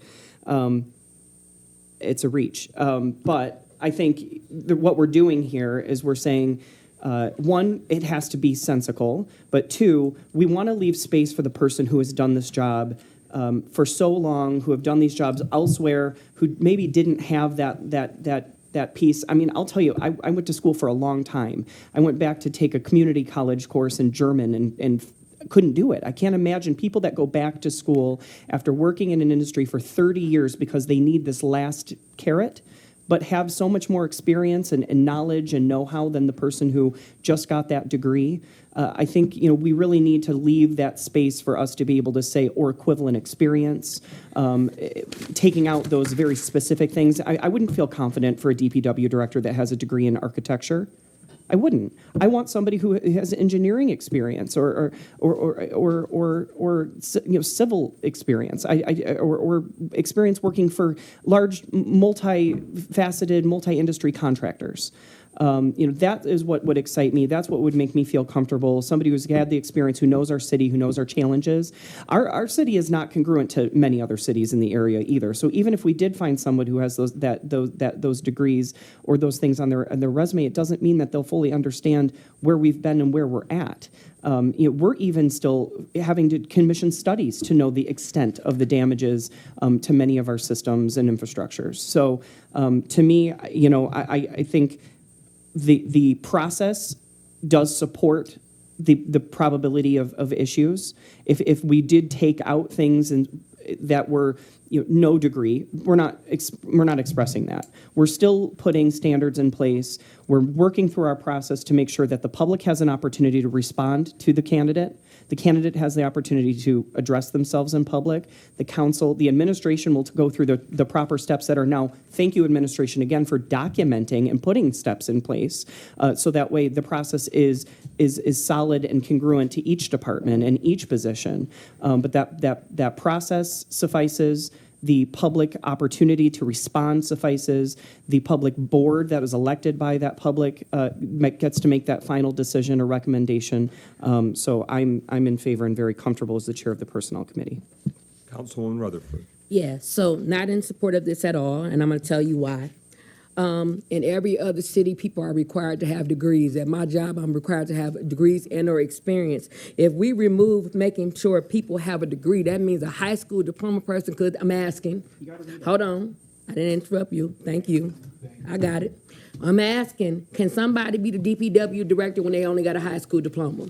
I'm asking for a reason. I'm asking, could somebody be the director if they only have a bachelor's degree? Because at some point, we have to have a standard. And I understand we want people to work here. God knows I do. I understand we want people who've been here long. What I do not understand, what I will not support, is that we're simply not doing the necessary process, in my opinion. So I'll be voting no, just so you know. And it don't make sense to me. That's it. That's all. Thanks so much. Pro Tem Carrington. Thank you, President McGinnis. Got to read it. Actually, I expected one particular position to be kind of changed, but I'm kind of shocked on all three positions, and I'm gonna say why. For example, you want a finance director that doesn't have a master's degree in accounting, business administration, or finance, or public administration, with at least several years of experience in accounting, budgeting, and finance. That's sort of hard for me to muster. And I guess I need to look at I'm just trying to understand of that for a minute. Also, I do agree concerning the Department of Public Works that he may not need a business administration or architect, but definitely engineering. if we're going to really talk about and realign these positions based on credentials and qualifications. Deputy Director, and no bachelor's degree. Definitely, this concerns me as we look to implement changes with these particular positions. I actually asked that the administration reconsider some of this because I have never seen a finance department without a finance director, without a master's degree. And people go to school and college for a reason, to show themselves approved for certain skills in the job market. So I definitely cannot support these changes. Thank you. Councilman Goodman. So obviously there is some middle ground conversation that we're just not having at the moment, because there is a very, yes, the people who we are hiring should be experienced for the jobs that we are asking them to do. That is a very over the board that I think we all understand that point. I think a key thing that we have to be aware of is that, like, yes, these jobs have requirements. Obviously, if we have a finance director, I want that person to be fully aware and competent of the job that we're asking them to do. But we also are, like, the way in which this body works, these people who we appoint to these director positions have to come before this body. So therefore, when they get brought before this body, they could sure as hell show up here with a high school diploma on their resume. But if that resume truly made it to us, that's a real hard question that we have to ask, but I highly doubt that it would make it here. And then we, as a body of 7 who are supposed to deliberate over that, get to look at this resume and view it on its merits. Because to be fully transparent, I sit up here without a degree. I have an associate's degree. But I guarantee you, with a fact, that there are people who have a bachelor's or master's in certain areas that I can absolutely outpace them. It's not me saying that these positions don't have very important necessary requirements, but we have to look at and have the conversation between what is a very reasonable safeguard, while also recognizing that, simply put, like, degrees aren't everything. They are not the beginning and ending of a lot of things. So I think that in looking at this, I see, I also have some concern in the lack of direct requirements. However, I think that the requirements that are currently in here make no sense. Like the fact that we're having this discussion, and, like, let's be clear, if we're asking that the director of DPW should have a master's degree in political science, I'm sorry. If I have a master's degree in political science in a few years, I could not do Al's job. That's just a matter of fact. So we have to figure out what is the reasonable thing to ask for when looking for these positions. And currently, I am leaning more towards this direction and allowing the body that we currently have to decide who we're hiring and giving us the leeway to do so. For this first reading, for a first time Stevens, for a first time Parker, for a first time James, then for a second time Nicholson, and a second time Rutherford. So I just want to build off of what Councilman Goodman just said. Degrees are an amazing thing and give a lot of good base knowledge. I have a master's degree. I have a master's degree and all kinds of professional certifications behind my name. But even with that, as Councilman Goodman said, theoretically, with my degree, I am qualified to be the DPW director.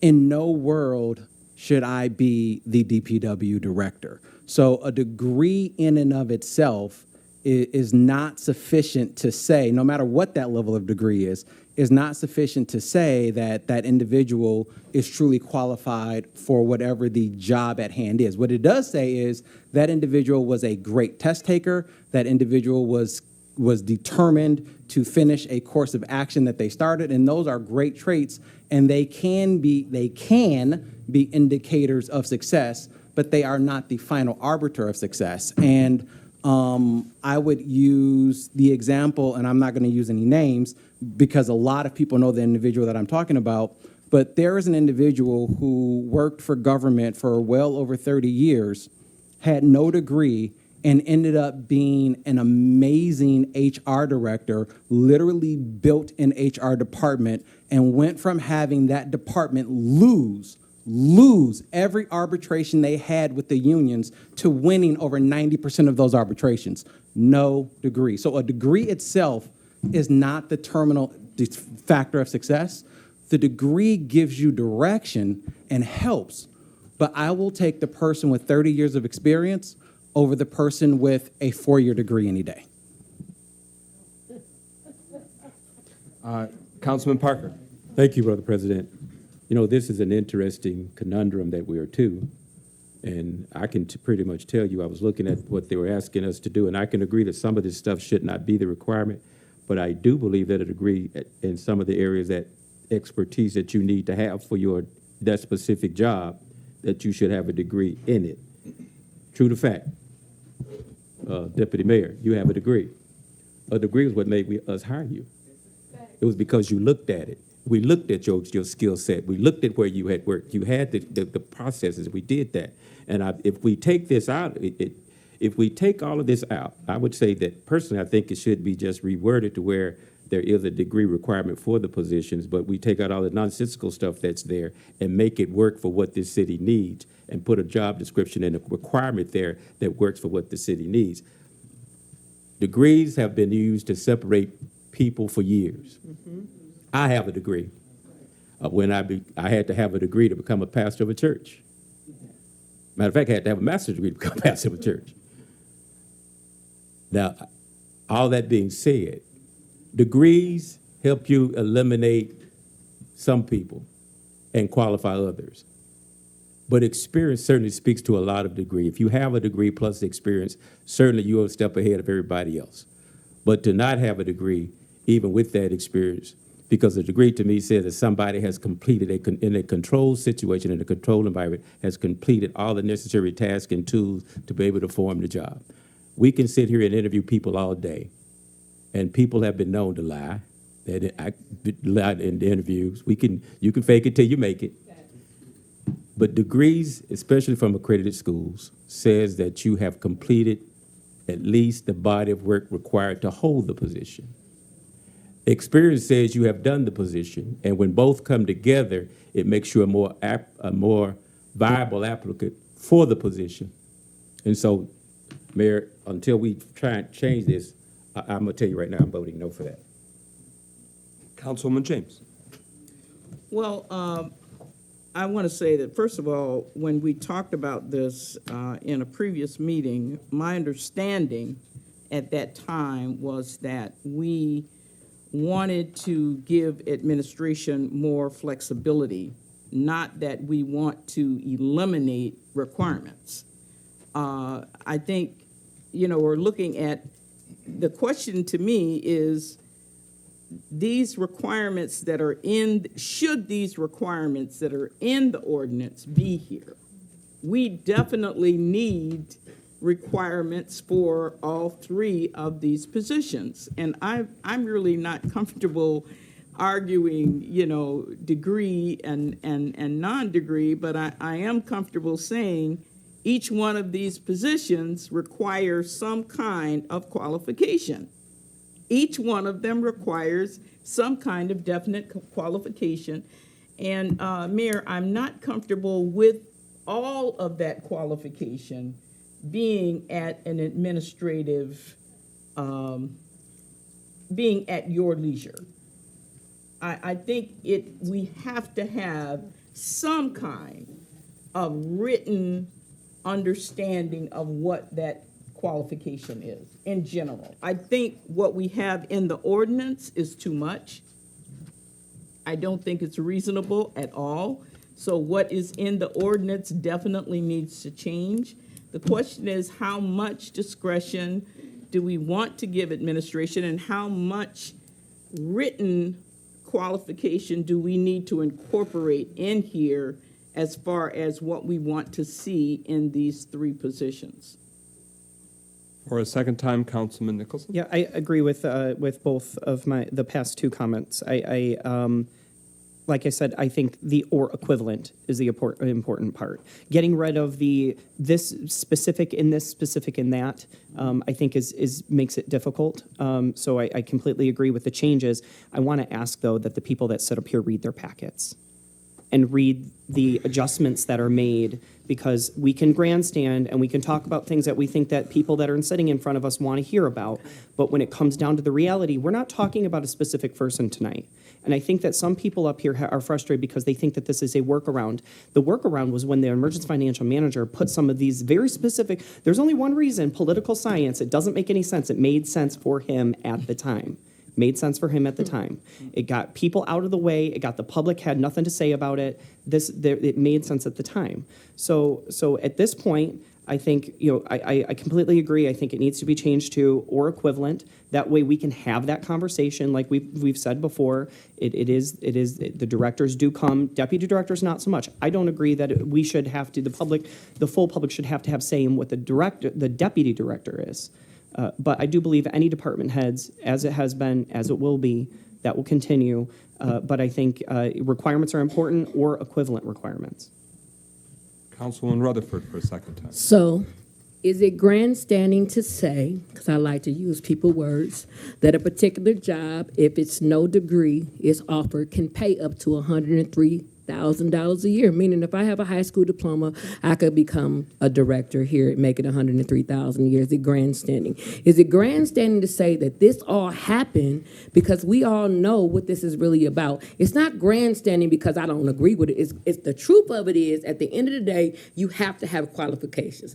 I do outreach and enrollment. I have 4 different interviews. I had to have 5 recommendations. I even had to get a letter from a congresswoman to say I was legit to be able to do my job. And it took me to be tested. I had to write a recommendation. I had to do a presentation on how I would use social media to market things. It's called proving yourself. I understand, truly I do, and I'm going to say it again, that we want to hire people because of experience. But at the end of the day, you have to have some level of going to college, taking a college class. You cannot make me or anybody else agree that it's okay to give somebody a job for $103,000. When I got a child, and I'm going to be very factual, that has a degree in Bachelor's of Political Science, and she could apply for this job. So now you're saying you're going to live. I'm not saying she won't it because she don't, but I'm just giving you real. We have people who have political science, Bachelor's of Arts, Master's, and doctorate in this community. You cannot tell me that y'all saying we're going to just take just what's enough. It's not going to make it make sense, and it doesn't make sense to the audience. So it's not grandstanding, it's asking real questions. And we can sit here and be comfortable and try to say, did nobody read the packet? I did. What I don't like, I don't like. What I don't say, I don't say. And what I mean. That's it. Thank you. Councilman Goodman for a second time. So I have to ask a couple very pointed and leading questions. So do the members of this body also understand that the directors are voted on by this body? The second question I ask is, does this body trust ourselves to be accountable and deliberative? The next question I have is, well, not even a question, it's a comment. So we're talking about degrees and relevant experience. The important part here is relevant experience, because we keep having this discussion around solely degrees. I don't think there's any high school graduate who's going to walk in here at the age of, 22 after sitting on their ass, for 4 years, and is just going to walk into here and apply for a job, and we're simply just going to give it to them. That's not going to happen. I'm speaking. So the issue that, now, if said high school graduate were to, let's say, run a similar to what Ray Trim does, and they were to do that for so long, or we have a resident who's doing relevant experience for so long and has an understanding of that work, yes, that counts as relevant experience. Now, should we just say, oh no, anyone who is even at the bare minimum qualification should be given the job? Absolutely not. But while we're having this discussion, we keep skating over relevant experience as a equivalent thing here, because it's not solely about degrees. Because again, I will speak from personal experience here. I have an associate's degree. I have written legislation. I have done work that people who have master's degrees do. and I have done it just as good, if not better. I do not have a degree because I simply cannot afford it. I am not capable of doing it when I'm trying to do the job that I have here. Applying that to many different circumstances, some people simply aren't given the same benefits to go down the same exact life path that we think they should go down.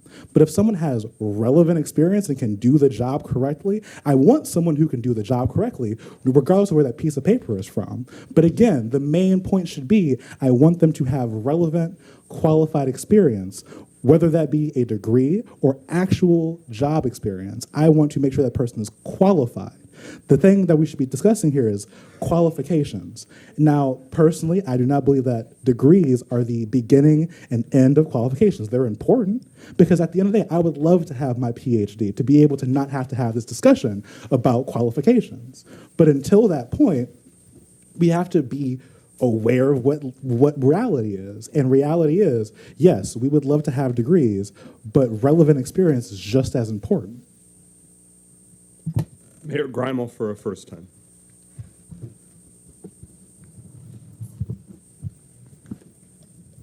I don't think the question is, can degrees have value? We all know degrees can have value. I have 3 degrees. I have a bachelor's degree with a double major, I have a master's degree, and I have a law degree.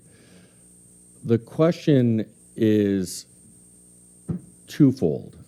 One is, should those qualifications be rigidly put in ordinance, or should discretion be given to consider the whole question of an applicant, including their years of experience, including other criteria? So that's one important question, which is a question of flexibility. The other question is not even about, at least in the context of director positions, it's not about how much flexibility or discretion you want to give the administration. It's about how much flexibility and discretion you want to give yourselves. Because any appointment for a director position must come before city council. And there may, in fact, be some middle ground here. We're open to that. But I think the one issue to just keep in mind is when you start trying to piecemeal in ordinance what qualifications to keep and what qualifications not to keep, you're going to encounter occasions where there's always going to be an exception, an extraordinarily talented, experienced applicant who does not fit neatly into that box. We all know of people like Bill Gates, who never got a degree, for example, but went on to be very, very successful entrepreneurs and computer experts. And the world is replete with successful business people, successful entrepreneurs who never got a degree, but obviously are field experts in a particular area. And so again, it's really a question of how rigid and simplistic one wants to think about these things. Councilwoman James for a second time. Yeah, I agree with that. I think we need to stay with what we have before us, which is, do we want to adjust this ordinance? And I do think that it should be. I do think that this is too explicit. I think we need minimum qualifications. The question is, do they need to be in this ordinance? And I would ask the mayor, if not here, then where? Because we do need to see minimum qualifications, preferred skills, that kind of language here. If not here, then where? Because I'm comfortable with moving this out. It's definitely too specific, and really doesn't even make sense. Having not only a master's degree, but saying that they need an architecture. The qualifications here, if a person met these qualifications, you'd be looking at about $300,000 job. Okay, if they met these qualifications. So I mean, it's overkill. It's unrealistic. So I'm comfortable with moving them. the question is, where are we going to define those minimum qualifications? President Pro Tem Carrington for a second and final time. Yes, actually, when you look at what's been stated, it doesn't say that you have to have all those degrees. It provides a variety of degrees that a person can have to fill these positions. I see 7 degrees that a person can have to become finance director. So it's not that you have to have all these degrees. You just got to have one master's in any of these fields to apply for this position. And if you look at the requirements of these jobs, it specifies many degrees plus work history, experience. So it gives you these options. So I don't know if I'm reading the wrong document that everybody else is reading, but I definitely see a variety of degrees and not that you have to have all these degrees. Thank you. That concludes the speakers list for the first reading. We will not be voting on this tonight because we require 2 readings per our city's governing documents. But we're trying as a city council to make it even more explicit to show when the first reading happens. So I am seeking a motion to approve the resolution that reads, whereas the city is proposing to amend Ordinance 2287 to restructure departments of the City of Pontiac, Finance Director, Public Works Director, and those statements are separated by semicolons. Now therefore be it resolved that the first reading of an amendment to Ordinance 2287 is hereby received and read by the Pontiac City Council at the January 10th, 2023 City Council meeting. Is there such a motion? So moved. Support. It's been moved by Councilman Goodman, seconded by Councilman Nicholson. Again, this resolution, that's the extent of it. It just says, hey, this is when we did the first reading, so that way the city records can show reading 1 is satisfied, and then next time it's the verdict on if that second reading passes or fails on whether it's adopted or not. Does that make sense for the council? So that's a formula we're going to try and use going forward, just to try and give a stronger paper trail to show when reading 1 happens, and that way we know we're on solid ground. We've satisfied that. So it's just saying reading 1 has happened tonight. Hearing no further discussion, roll call on adoption of this resolution. Clerk Doyle. Goodman, Yes. James, Yes? McGinnis, Yes. Nicholson, Yes. Parker, We vote again before. To document that the first reading has just happened. Rutherford, Yes. Carrington. Yes. 7 yeas, no nays. Thank you. That motion carries. The resolution is adopted, and we will see this second reading at next week's regular city council meeting. We're now at item number 11, the proposed ordinance amendment to the City of Pontiac Police and Fire Retirement System. This was discussed at a first reading last week, and it also mirrors an action that the city council took some months ago, prompted by federal legislation. It gives more time for retirees to act on their benefits. And so we're just making sure that, like we did with the general employees retirement system, the language is mirrored for the police and fire retirees for the city of Pontiac. Administration, do you have any further information you'd like to offer? Nothing really beyond what we discussed a week ago. Just a reminder, this simply brings this ordinance into line with the Federal Secure Act, just as we did a month or 2 back now for the general employees retirement system ordinance as well. Any discussion, any questions, deliberation? That carries on from the deliberation that we had previously. Councilman James, you have the floor. I just have a question for I, under section 2. Does that follow where it says December 31st of the calendar year, in which are we going over to item 1? Is that how that's supposed to be? Forgive me, which section, Councilwoman? Section under the ordinance, section 2. Okay. Where it says I, at the bottom it says December 31 of the calendar year in which, so you're continuing a sentence, but I'm not sure where that, is it going to 1 for members who turned? Correct. Is that the way that's supposed to read? That's right. So it's followed by a colon, and then you read down to either subsection 1 or subsection 2. Okay, all right. Thank you for that clarification. Any further discussion? Hearing no further discussion, speakers list is exhausted. We now move into voting to adopt the proposed ordinance amendment to the City of Pontiac Police and Fire Retirement System. Roll call on adoption of the ordinance amendment. Clerk Doyle. James, Yes. McGinnis, Yes. Nicholson. Yes. Parker, Yes. Rutherford, Yes. Carrington, Yes. Goodman. Yes. 7 yeas, no nays. That motion carries. The ordinance amendment is adopted. The city's ordinances are hereby amended as it relates to the city's police and fire retirement system. We are now at number 12, amendment to ordinance 2360 to remove the prohibition of adult use marijuana businesses. This is a first reading. It will be required at least a second reading, so it will roll over into next week's regular city council meeting.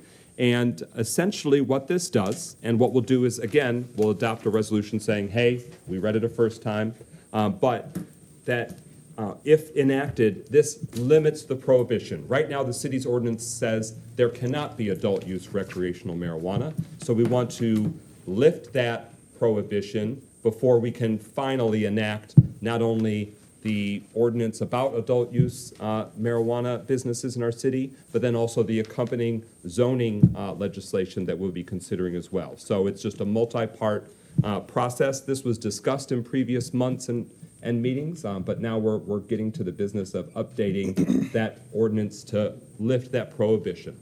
Mayor Grimel, is there any further information that you or the city's attorneys would like to offer on this first of what will be at least 2 readings? There is not. I think you summed it up well, Mr. President. It does appear, however, that our city attorney, Joe Kalani of Clark Hill, has a comment he'd like to share. Thank you, Mayor. As you know, there's actually 3 components to this adult use marijuana ordinance that we're talking about. This first part that you had before you deals with decriminalization aspect that was adopted back in 2018 on certain aspects of marijuana use and paraphernalia and so forth. And that particular ordinance prohibited the city from allowing adult use marijuana establishments in the city. You also are proceeding with the second reading on the adult use marijuana business ordinance, which is the ordinance, the regulatory authority for issuing permits, the process for applicants and so forth. And then there's the third, and we mentioned this earlier, that is the zoning amendments that allow you to implement a lot of the land uses associated with adult use marijuana ordinances. The reason why I'm up here is I really think that we need to make sure that the effective date on all 3 of these ordinances coincide. So one of the aspects that we've presented as an amendment to the adult use marijuana ordinance creates a change in the effective date so that all 3 of these particular ordinances fall into an effective date at the same time. And we'll probably need to do as on this one as well. So before the second reading, we would amend that so that the effective date is pushed out to a point where all 3 of these things coincide. Understood. Thank you for that context. So in this ordinance, which the number is 2360, that was previously adopted by the City of Pontiac, the section 86-118, marijuana establishments. As permitted in section 6.1 of the Michigan Regulation and Taxation of Marijuana Act, the city hereby completely prohibits any marijuana establishments as defined in the Michigan Regulation and Taxation of Marijuana Act from locating within the boundaries of the city. That's the current language, and if this ordinance amendment is successful, ultimately adopted, it strikes that. It repeals that language. It removes that specific clause from the ordinance, but the remainder remains that basically make sure that those with possession of marijuana, et cetera, that they're following state law, et cetera. So we're not removing the entire ordinance. We're taking out that specific statement that I read that specifies marijuana establishments. So this is the first reading. Is there any additional discussion or questions? You'll have future opportunities as well. All right, speakers list having been exhausted, could I please have a motion to adopt the resolution that reads, Whereas the city is proposing to amend Ordinance 2360 to remove prohibition of adult use marijuana businesses. Actually, let me read that better. I got a better thing to say. Whereas the city is proposing to amend Ordinance 2360 to decriminalize certain forms of possession of marijuana and authorize certain forms of recreational marijuana establishments within the city of Pontiac and add sections to Chapter 86 of the City of Pontiac Code of Ordinances. So that way it's speaking specifically to the ordinance number 2360. Now therefore be it resolved that the first reading of an amendment to Ordinance 2360 is hereby received and read by the Pontiac City Council at the January 10th, 2023 City Council meeting. Is there a motion? So moved. Is there a second? Support. It's been moved by Councilman Nicholson, seconded by Pro Tem Carrington, for this essentially first reading document confirming. Any discussion? Clerk Doyle, did I do okay? All right. You read good. All right, I read good. Hearing no further discussion, roll call on adoption of the resolution, acknowledging that we've received and read this first reading of the ordinance. McGinnis, Yes. Nicholson. Yes. Parker. Yes. Carrington. Yes. Goodman. Yes. James. Yes. 6 yeas, no nays. That motion carries. The resolution is adopted, and that demonstrates that we have completed the first reading. All right, now we are at a resolution honoring the life of Attorney H. Wallace Parker. Is there a motion to adopt the resolution? So moved. Is there a second? Second. It's been moved by Councilman Nicholson, seconded by Councilwoman James, that we adopt the resolution honoring the life of Attorney H. Wallace Parker. We spoke to this matter and announced the somber news to the community, but a trailblazing legal and civil rights figure from our community who also at one point was a City of Pontiac employee. He served as deputy city attorney some decades in the past and was a very important community member in Pontiac, but also really influenced the legal field in Oakland County, in Michigan, and even beyond our state's borders of federal significance. So I want to give the floor to those that wish to speak to the resolution before us as we honor the life of Attorney H. Wallace Parker. And thank you to Legislative Council Sharp for helping us draft this resolution. Legislative Council Sharp, you have the floor. I just wanted to say I was actually a law clerk for Attorney Parker at one time. So, and he was a great person to work for, a great guy.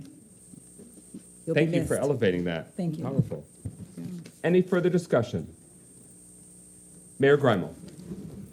Well, I'll just briefly reflect that, like many in our community, I got to know Mr. Parker through his service and advocacy in conjunction with the Northern Oakland County NAACP. He served as the general counsel for the North Oakland County branch for a while, and he was just a passionate, very effective advocate for everyone in the community, and a really powerful voice for equality, for social justice, and somebody who would really be willing to go out of his way to champion that cause. I remember when my mom had a social justice event at her church, and she was looking for some speakers, and I encouraged her to reach out to Mr. Parker. And just no questions asked, he was happy to be there and happy to participate. And so it really, I think, speaks to his heart and his willingness to go above and beyond. He wasn't doing that for any purpose other than serving others. And he had just a huge heart for the entire community of Pontiac. Thank you. Any further discussion? Councilwoman James. I would just like to second that, that he was just he was a wonderful attorney. And back in the day, when things were more black and white in the city of Pontiac, H. Wallace Parker was definitely an attorney that African Americans could go to for help. And he was just a wonderful, wonderful man, wonderful, just a beautiful professional. So I want to commend those who brought this to our attention to honor his life. He really was a very, very important part of our city, and we're going to miss him. Thank you. Any further discussion? Hearing no further discussion, roll call on adoption of the resolution. Clerk Doyle. Nicholson, Yes. Parker, Yes. Carrington, Yes. Goodman, Yes. James, Yes. McGinnis. Yes. 6 yeas, no nays. That motion carries. The resolution is adopted. Is there a motion to adopt the resolution celebrating the career of Judge Michael Martinez? So moved. Support. It's been moved by Councilman Parker, seconded by Councilman Goodman. Judge Martinez has recently retired from the bench of the 50th District Court of Michigan, serving the entire city of Pontiac. Likewise, in addition to this being essentially the retirement of his public service legal career, he was in the past a city of Pontiac employee, not just through his role as a judge. He was a deputy city attorney for the city of Pontiac. So we celebrate his many years, nearly 18 years on the bench. Over 18 years, almost 19 years on the bench, serving the Pontiac community, and celebrate his career in public service. Any discussion on the motion before us? No. Hearing no further discussion, roll call on adoption of the resolution celebrating the career of Judge Michael C. Martinez. Parker, Yes. Carrington, Yes. Goodman, Yes. James, Yes. McGinnis, Yes. Nicholson. Yes. 6 yeas, no nays. That motion carries. The resolution is adopted. Is there a motion to adopt the resolution to approve a proposed budget amendment for this budget year to increase the budget appropriation in the Building Inspection Fund account 249-371-702-000, salaries and wages by $10,000 for the purpose of increasing the building official's salary? So moved. Is there a second? And second. It's been moved by Councilman Nicholson, seconded by Councilwoman James. This item is now before us. Administration, we've discussed this when we posted notice of it 2 weeks ago, but further context you or staff would like to provide. Thank you. If somebody wants to kill their microphone so the mayor can turn his on, okay. Thank you, Mr. President. This is a follow-on agenda item to an agenda item that was approved by council a couple of weeks back to increase the salary for the position of building official. We have to make sure that there's adequate funding to actually provide for that higher salary. So this is pretty straightforward. It's something that we discussed 2 weeks ago in terms of the need to make sure that we have highly qualified people in important roles, including and especially the key role of building official. Any further discussion?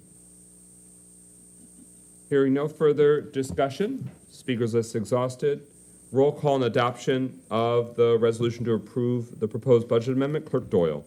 Carrington, Yes. James, Yes. McGinnis, Yes. Nicholson, Yes. Parker. Yes. 5 yeas, no nays. That motion carries. The resolution is adopted, as is the budget amendment. Is there a motion to adopt the resolution to authorize the city clerk to publish the proposed budget amendment for this budget year to increase the budget appropriation in the GL account 101-721-902.005 public notices by $35,000 and 249-371-818.001 Wade Trim professional services by $108,000 and to decrease the balance sheet accounts of Fund 101 and 249 by the same numbers respectively? Moved by Carrington. Support. It's been moved by President Pro Tem Carrington and seconded by Councilman Nicholson. That motion for the resolution is now before us. Administration and staff, you have the floor. Thank you. This item is pretty straightforward as well. There are 2 components to it.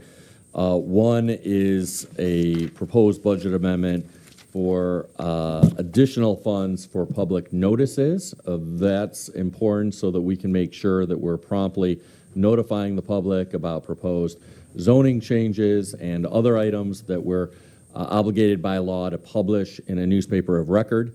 The other item relates to Wade Trim professional services. We no longer use Wade Trim. We fully transitioned away from Wade Trim right around the end of December.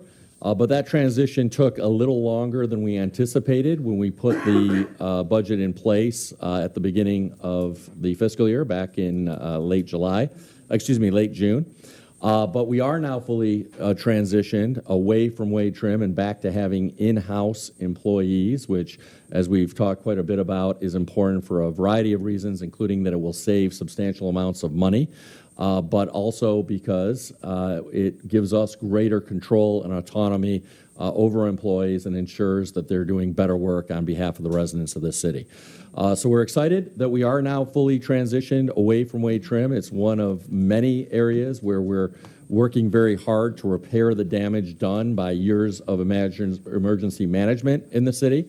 But because that transition took a little longer than anticipated, we need to move some additional funds over into the wage trim line item so that we can pay the full amount that is owed to wage trim. Any further discussion?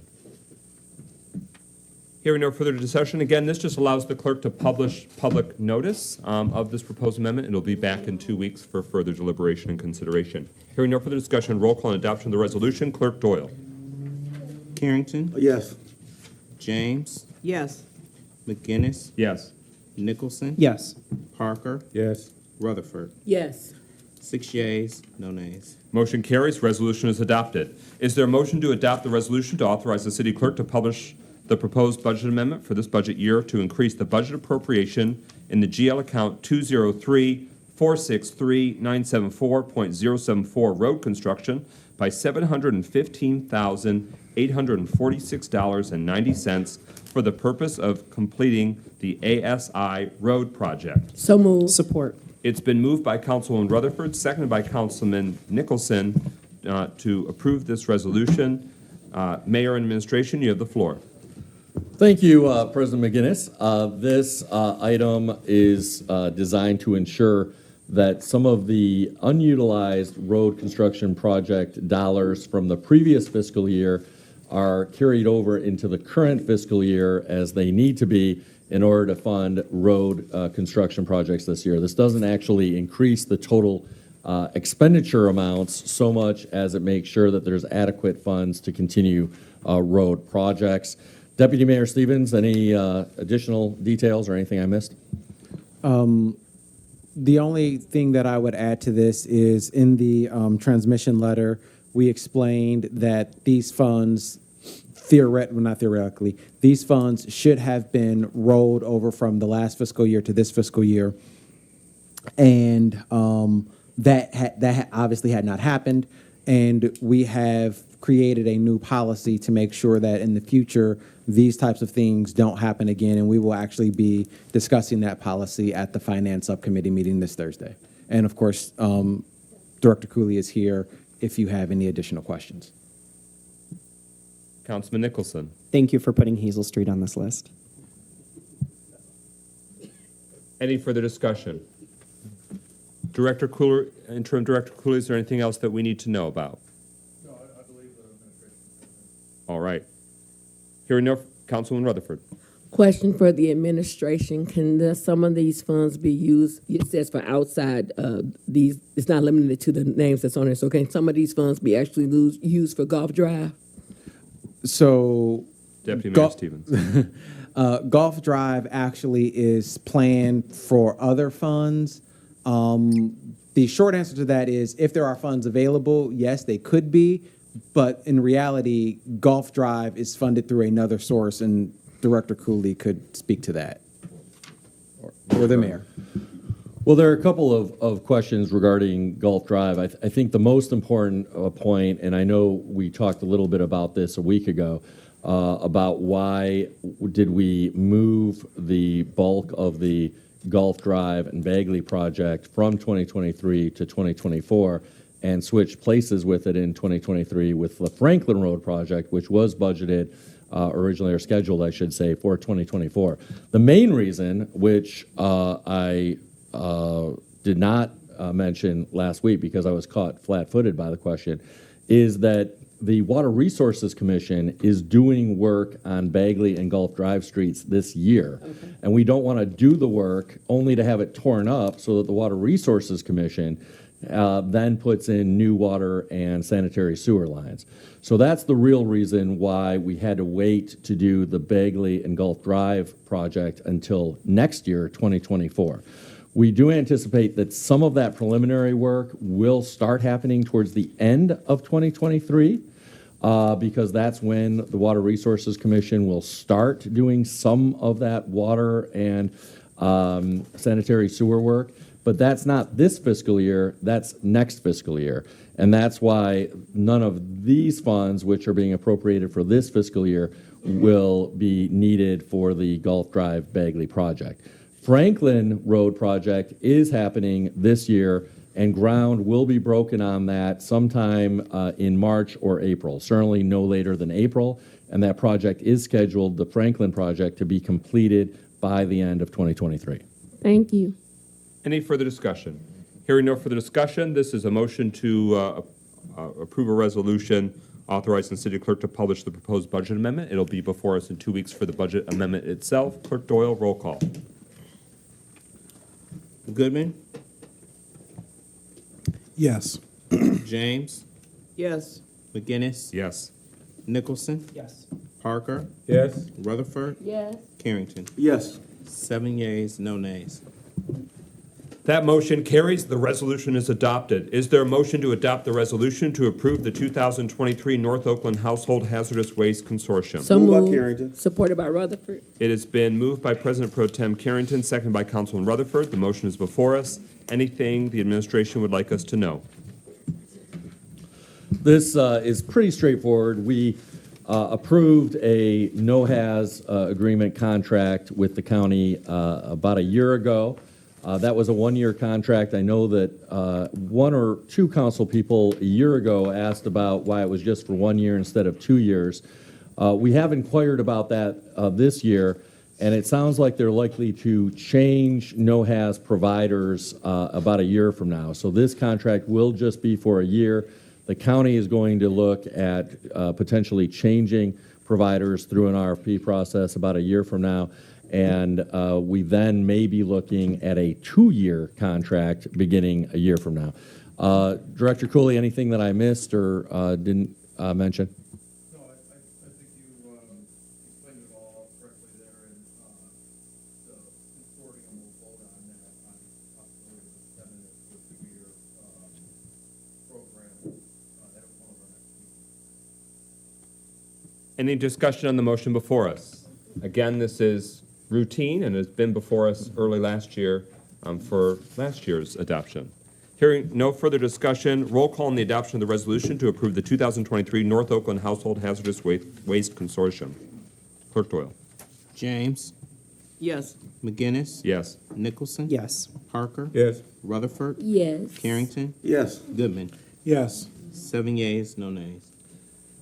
That motion carries. The resolution is adopted. Is there a motion to adopt the resolution to appoint Alan H. Cooley III as Street Administrator for Michigan Department of Transportation, Public Act 51? So moved. Is there a second? Second. It's been moved by Councilman Goodman, seconded by Councilman James to adopt the resolution. In addition to the printed materials that the council has reviewed, any additional information that the mayor and administration would like to share?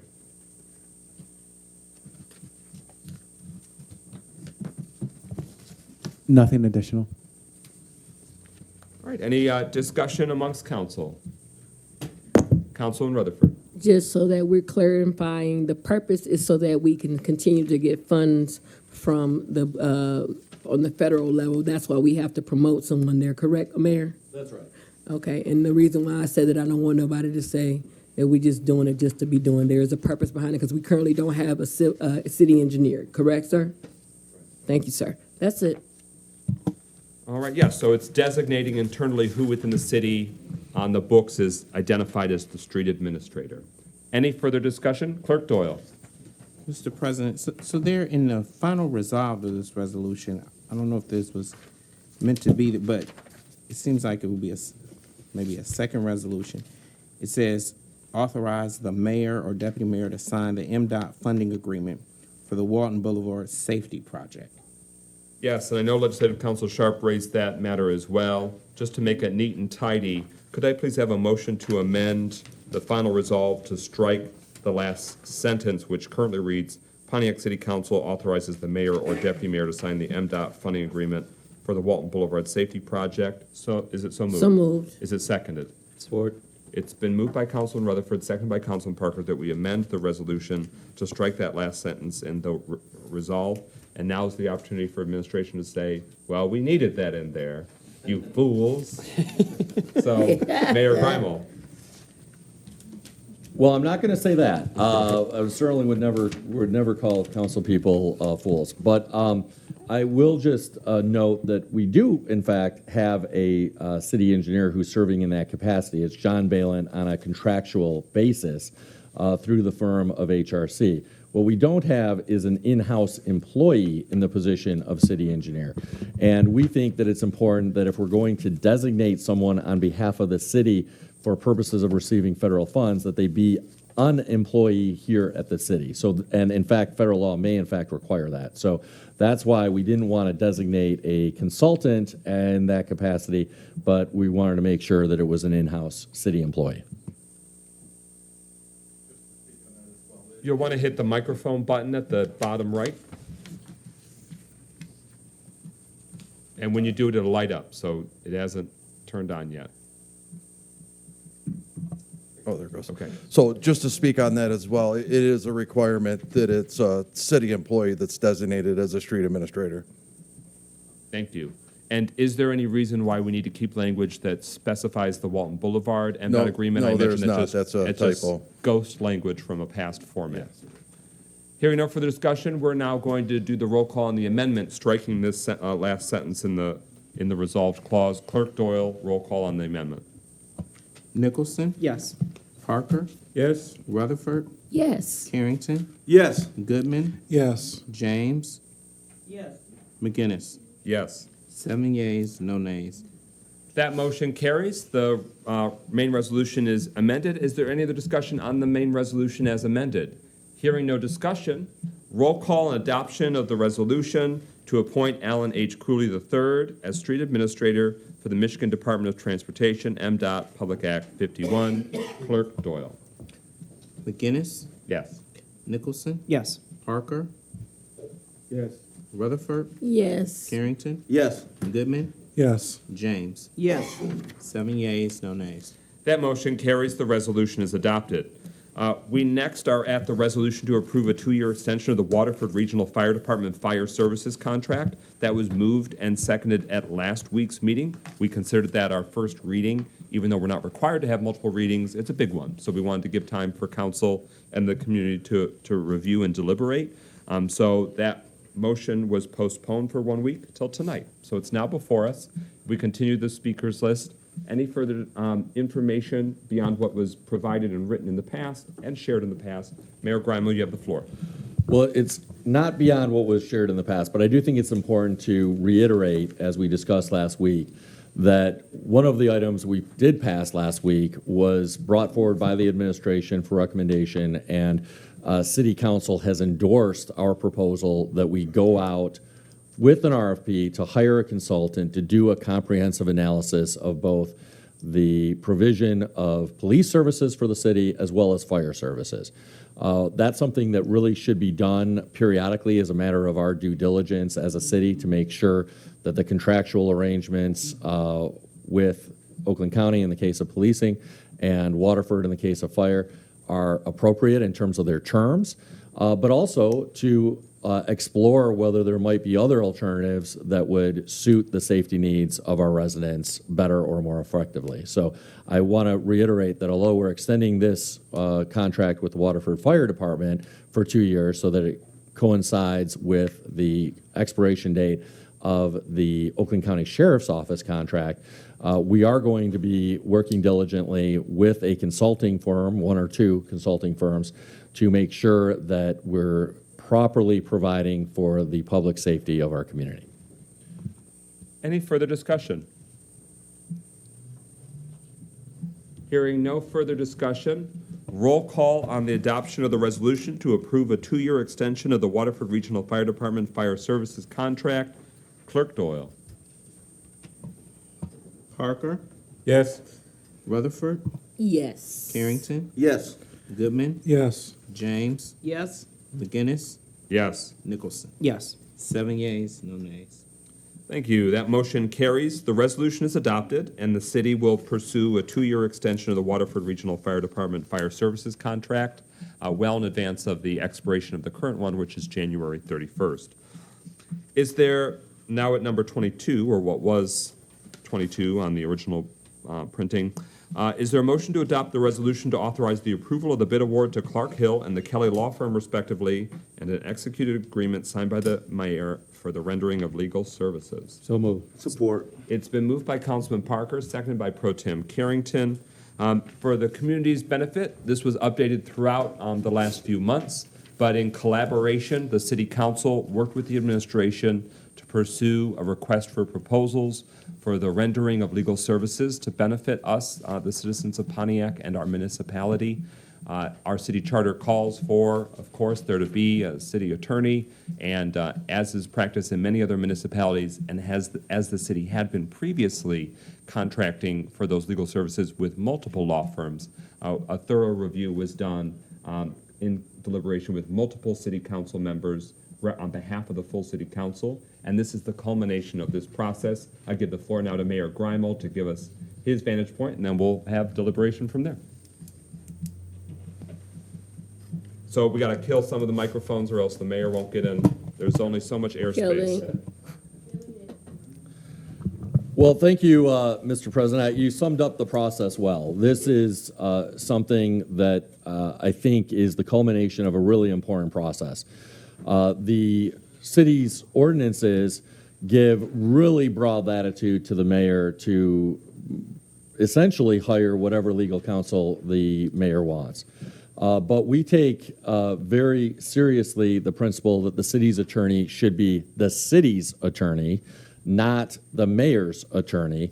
And we purposely embarked on a process of collaboration with city council to settle on one or more law firms that all of the elected officials here at City Hall are comfortable with, believe in, and really understand will serve the best interests of the city as a whole. That was a fairly lengthy process because we wanted to make sure that we were doing an appropriate job of vetting potential legal vendors. And I want to thank all the members of the committee, including not just the city council members who were part of the committee, but also Monique Sharp, Deputy Mayor Stevens, Alicia Martin from the purchasing department. It was a truly collaborative process that involved interviewing a number of the applicant firms, having follow-up conversations with them. The outcome, I think, positions the city very well to have both competent legal counsel and more affordable legal counsel. And we are proposing, and when I say we, I don't just mean the mayor's office, but the committee as a whole, proposing that both Clark Hill and the Kelly Law Firm are retained to do general legal work on an hourly basis, and that the Kelly Law Firm is retained to provide all prosecution services on behalf of the city for a flat annual fee of $200,000 per year, which is a substantial savings compared to what the city has been paying for prosecution services in recent years. Thank you, Mayor Grimal. I'll go open up for discussion. I'm sorry. I think I seen her hand first, and I'm gonna come to you, Councilman. Not Waterman. I'm so used to looking down there and That's seeing okay, Waterman. Councilman Rutherford. Thank you. So I just have a question for the administration. This contract ends within 2 years or 3 years? I just want to make sure I'm reading this right. I think, I'm sorry. You have the floor, Mayor.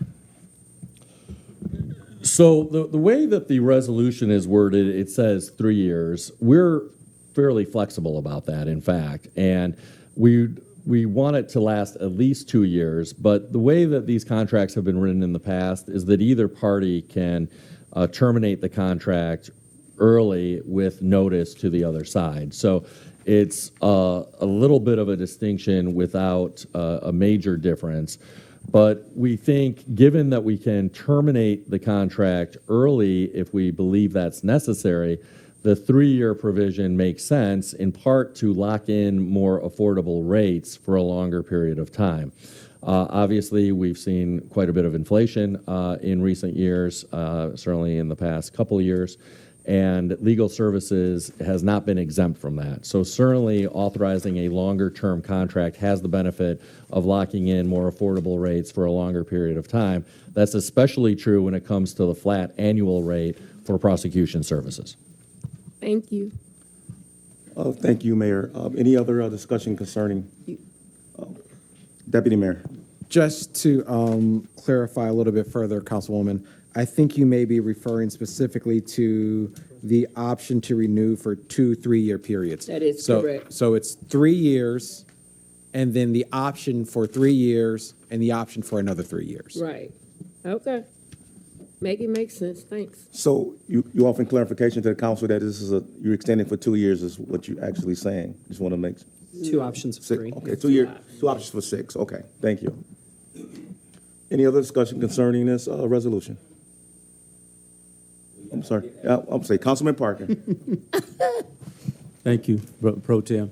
First, I want to thank Ms. Martin for the stellar work that she did gathering up all this information, and that as the Law and Courts Subcommittee worked diligently, and I want to thank each member of the Law and Courts Subcommittee for making themselves available on numerous occasions. There was some wrinkles thrown in the system. There was some 11th hour discussions we had to have, but I am pleased with where we are, and I just want to say thank you to the subcommittee for helping us get to that as quickly as possible. Thank you, sir. Any other discussion? Hearing none, roll call, clerk. Rutherford, Yes. Carrington, Yes. Goodman, Yes. James, Yes. McGinnis, Yes. Nicholson, Yes. Parker. Yes. 7 yeas, no nays. The resolution passed. Thank you, Clerk Doyle. At this time, can I get a motion to approve the resolution to approve the creation of an adaptive sports coordinator position for Youth and Recreation Department? So moved. Support.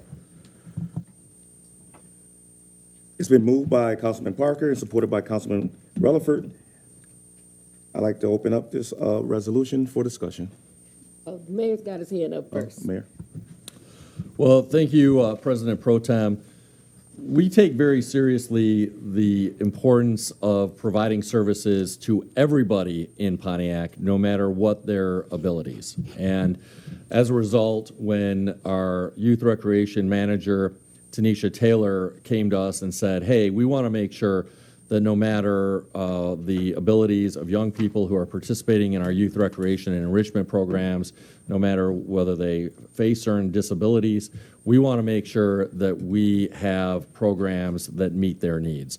We were very responsive to that, and it is to Ms. Taylor's credit that she came forward with that idea. It's a very important idea. And this would establish a specific position to make sure that we are meeting the needs of everybody in the community. So we're excited about this.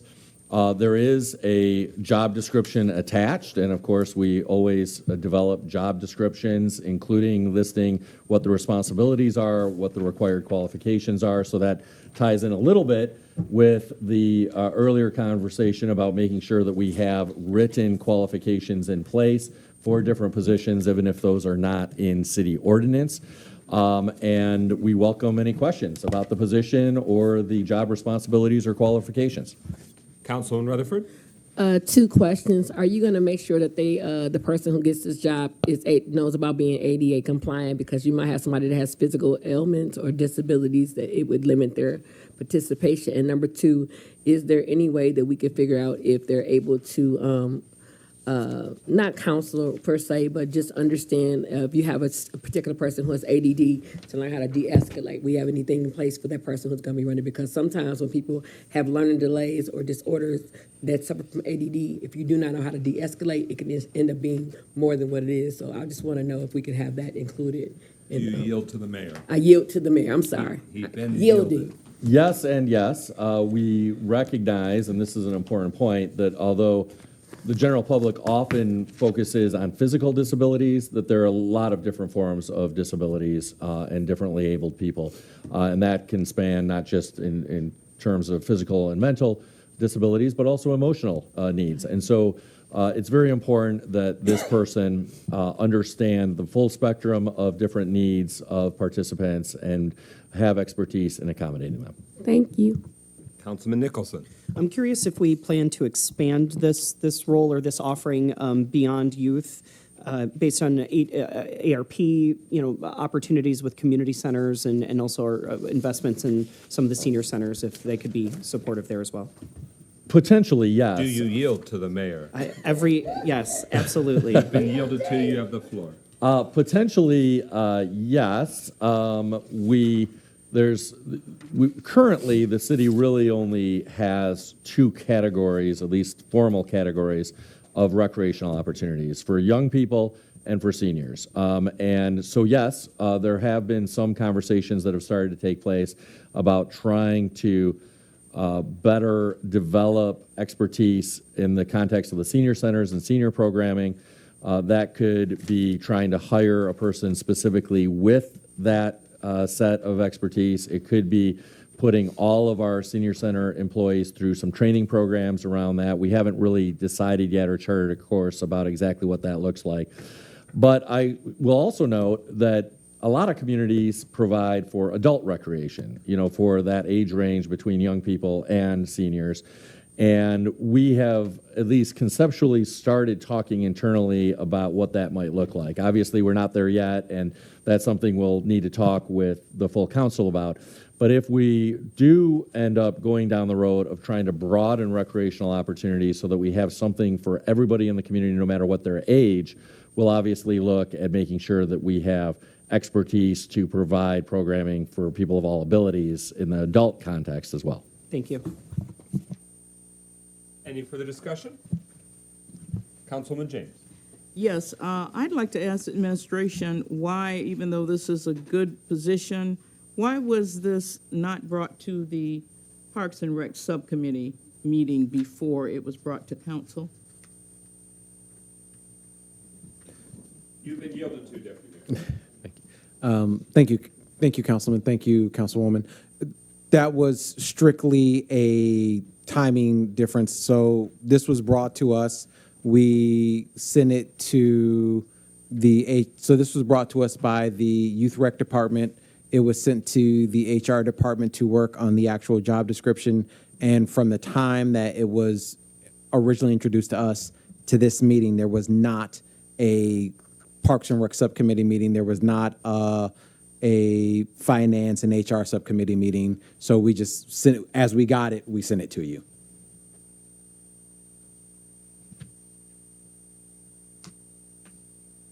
Any further discussion?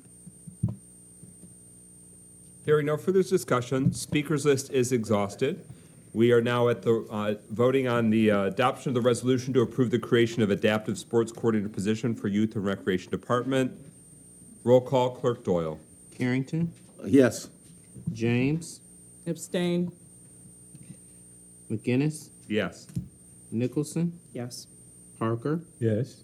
Rutherford. Yes. 5 yeas, 1 abstention. That motion carries. The resolution is adopted. We are now at public comment. Pro Tem, any requests? Yes, plenty. Might go. I see a Ms. Denard. No? Okay. Mr. Rico Loomis? Okay. I don't see a State Rep Brenda Carter in here anywhere. Okay. Mr. Carlton Jones?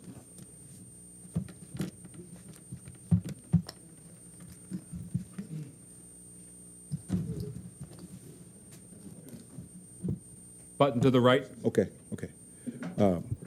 Yeah, I'm back. I got some good news. Most of you guys know I work in the workforce development space, and I had before me today a call that we had been anticipating for the opportunity for engagement of training some folks for construction workers. Major company Walbridge has come to Pontiac and say they want to train for commercial construction. And they told me that it was going to be mid-February, but now they've moved it up to the 1st of February. And so I want to ask the council to work with me, and we want this citywide, that if you can come up with 2 to 3 candidates from your particular district, send them to me, and we will get them ready for opportunity. Now, they are saying that they're going to pay them for 12 weeks of training. And if they are satisfied doing that training, they will be indoctrinated into the construction industry. And if you guys know anything about the construction in the commercial side, it's not easy to get into. And they've picked Pontiac as being the location they want to come out and engage this training, and they're paying for all this training for these folks. So I'm asking, you got the flyer that I gave you, it has my number on it.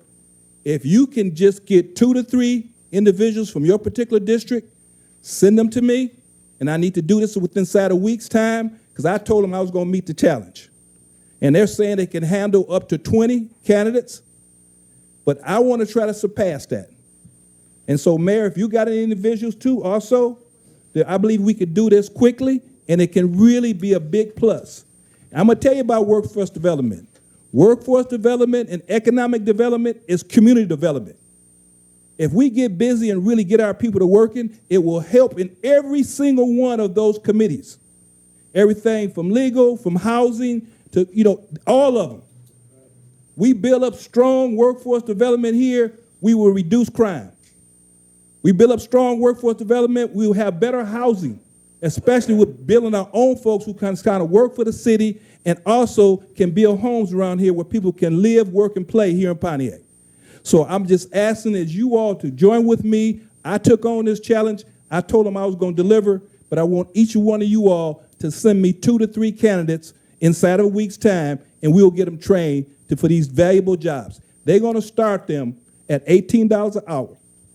And all they need to do is 18 on up, not limited. But there's some requirements they're looking for, and one of the requirements, we'll be able to get that to them if they can have OSHA 30 training, and I'll get that OSHA 30 training for them. So I'm so glad to see that one of the contractors you guys approved, ASI, that's one of our partners who taking students from Pontiac. So these are kind of things we can work together and make them happen. Thank you. Thank you, sir. Jerome Crawford.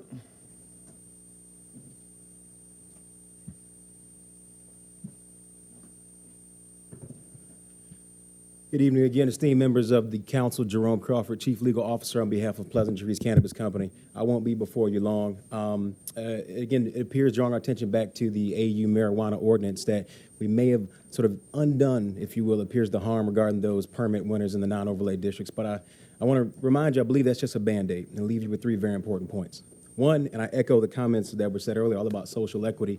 That resonates for me personally. I'm also a native Detroiter, born and raised, still live in the city, and also, as my good sister Jess Jackson said, also descendant of that same war on drugs and a member of a disproportionately impacted community, such as the one we're in right now. So the work we do matters a ton. I developed personally our social equity plan along with other leaders, having 4 important pillars, one of which my good friend Carlton just shared a moment ago, and that is about access to value chain, giving employment opportunities both through our industry and outside the industry. And that is why we are honored to have Carnav as a partner, as our community benefits partner, and we want to be able to continue to work forward with them. Outside that 4-point plan of social equity is an important point that I really want to emphasize, and that regards the annual appropriations that every municipality has the opportunity to receive merely from the tax revenue that's generated from this industry. In order to receive that, the licenses that these 20 permit holders, the medical permit holders, if they are ultimately granted recreational licenses at the state level, they need to obtain those by September 30th.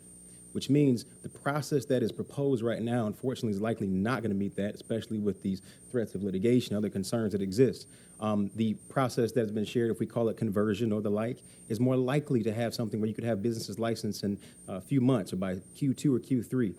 Once those licenses are awarded on September 30th, what happens is Treasury takes a snapshot, and they take that snapshot, and it's $56,000 approximately in the last appropriation that was given per licensee. We're talking about $1 million potentially of revenue just for those 20 permit holders alone.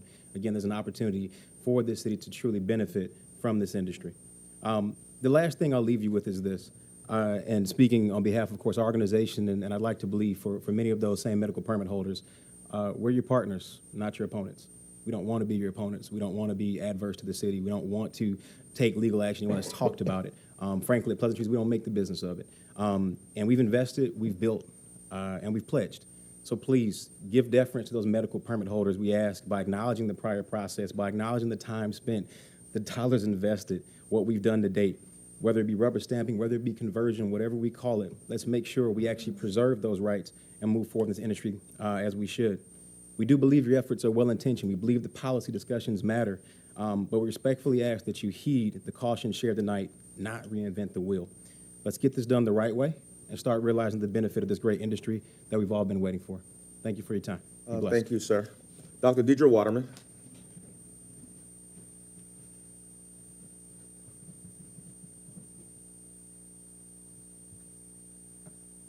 Council, as you're moving forward with the institution of recreational marijuana, also called adult use in the city of Pontiac, we notice even before you get this amendment to this ordinance approved, it's always mired in legal problems.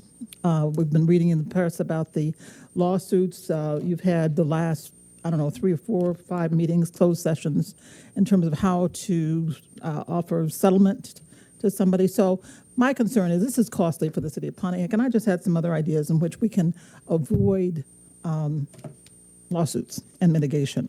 And one of those first is, I'm glad you're now having open sessions, because at first you were just doing closed sessions, and that's when I came to you and said, hey, look, this causes suspicion if you're always doing this in closed sessions. And you did the very next week, you came out with an ordinance. It was kind of rushed to the press because I think our attorneys hadn't even read it, because they had to come the next week and say, oh, these are the things you got to change because it's not in concurrence with Michigan law. But at least it's out there. And I do appreciate the gentleman who spoke earlier at Agenda Address and talked about the way in the previous administration we had many public hearings and educational opportunities for people to have public discussion. And that's important because people must have a sense that there is no taint in a process. The other way you can take care of some of this is that one of the things somebody brought up before, and I said I approved that, is that you need to have a standard way of these community benefits. Right now, it's satisfactory and dissatisfactory. That's not a qualitative. I talked to Bishop Gibson, who was sitting next to me today, who gave the invocation. I said, was your church ever approached to do to have a community benefit? He said no. So why is it that some churches or some entities are satisfactory and some others are not? So because the city never passed a medical marijuana community benefit ordinance, that is still very arbitrary. So that is another source of having problems. The other thing is that I spoke previously about the fact that because the clerk can bring in outside consultants, that's a problem too with no supervision. One of the things that was a problem that our city attorney spoke to a year ago, or a year and a half ago, was that they'd had 4 hearing officers, all of whom had to be withdrawn. And the last one that finally had to be withdrawn because of a conflict of interest had already reviewed the applications. Now, the city attorney did give a series of corrective actions to take to avoid that being a problem. I brought copies for you. I looked it up. And I don't think any of these things were ever done. So that's going to be important to do and to correct if you don't want to have this taint over the process, because if you're using scoring and somebody who had to be recalled, who had done scoring, then that just poses a problem. But I'll give these to somebody up front, and you can pass them along if you would like to know what I'm speaking to. Thank you, Dr. Waterman. Ms. Darlene Clark. Mr. Chuck Johnson. Ms. Gloria Miller.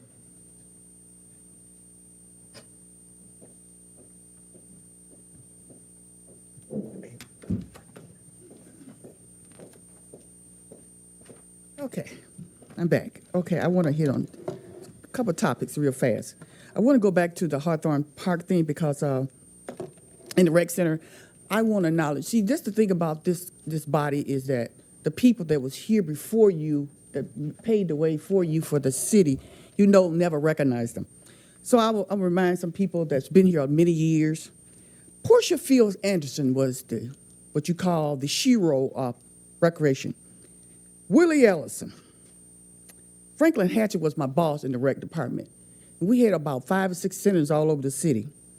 So don't get me wrong, Councilman James, that's good. But what you need to do is you need to acknowledge these people because the parks went down because the emergency manager came here and we had corruption in here. You know, I'm just gonna tell it like it is. And so he had to take it over and try to bring it back. Unfortunately, corruption came back again. Like we got the same problems again. I won't go into that. So with that being said, that's why I have a problem with the rec center. And I want to ask, maybe when you speak, where is the rec center in the city of Pontiac? If I want to go to the rec center, because we had a rec center. We was over across the street in the library for years. My son grew up in the parks and played baseball, my daughter. So where is the rec center? Who is the director? Who is the employees like we had? And all that kind of stuff. Because I used to do the payroll for the whole department, for the rec department. My second issue is, I wasn't going to speak on this. That wasn't on my agenda, but it's more important what I was going to talk about. When you guys got to the finance department and the ordinance for it, I can't believe what I was hearing. You mean to tell me that you send your child to school to spend thousands of dollars for a degree, and then you give it to somebody else to come in that don't have a degree? That's exactly what's going to happen. Me and Ms. Councilwoman Rutherford, we don't agree on a lot, but I agree with her on that. All that is doing is you're getting ready to put in the people that's not qualified. Isn't that why we here where we at now? Because we had people in position that wasn't supposed to be here and doing things they weren't supposed to be doing. Finance is no joke. You got to know how to run this city. You got to know your stuff. I know some people can run finance, but you know what? You go anywhere else to get a job, then they're going to say, oh, just because you can run it. And I'm going to give a good example. I was a beautician, had my own beauty shop in the city of Pontiac. Let's keep it real. People back then, they did hair in their basement, do friends' hair and all that kind of stuff. But I had to go to school, get a license for hair.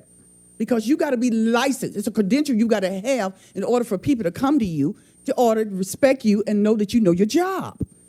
And so you're going to go and you're going to say, oh, and anyone know me. For the last 10, 12 years I've been coming to this podium, I'm a big advocate for the city of Pontiac employees. Because I don't see none of them back here yet. And I'm going to keep fighting for them until, even though they don't want to be here, but some of their kids may want to work here one day. But I want them to come here right. I want them to come here qualified. And I don't want them to come because I just know them, they my neighbors. That's why we at where we at. Thank you. Thank you. President McGinnis, that concludes public comment. Public. Are you Ms. Denard? That was called earlier, yes.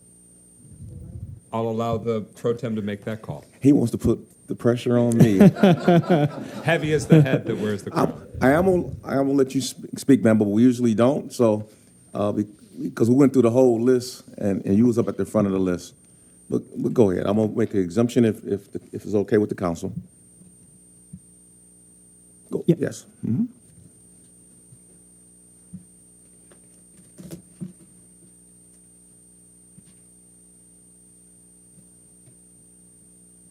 Is it on? Yes. Yep. Yes. Okay.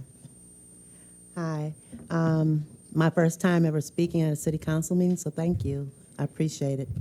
One of the things that somebody brought up about the city charter, I just wanted to know, is there an old copy that we can get that the one that they're presently working on now, so we can, as citizens, can kind of keep up with what's being changed or not? Because when you be speaking on certain things, I'm not sure what was written in the city charter about it. And that'll help me be clarified of what are you talking about exactly. That's number one. Number two, when you say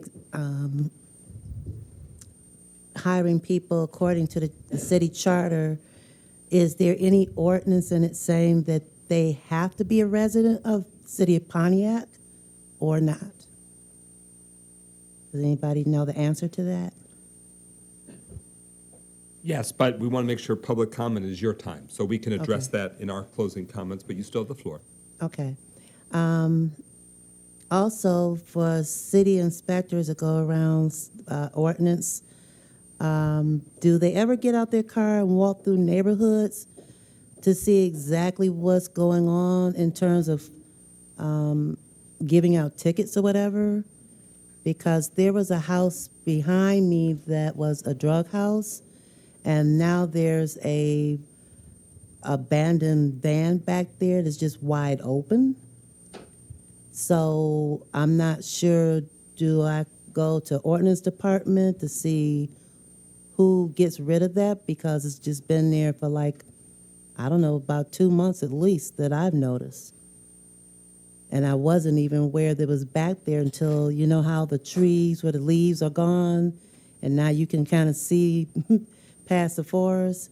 So I just needed to know, because there's been a lot of things in my neighborhood. Nobody's come out there and rectified anything. So I'm just kind of curious.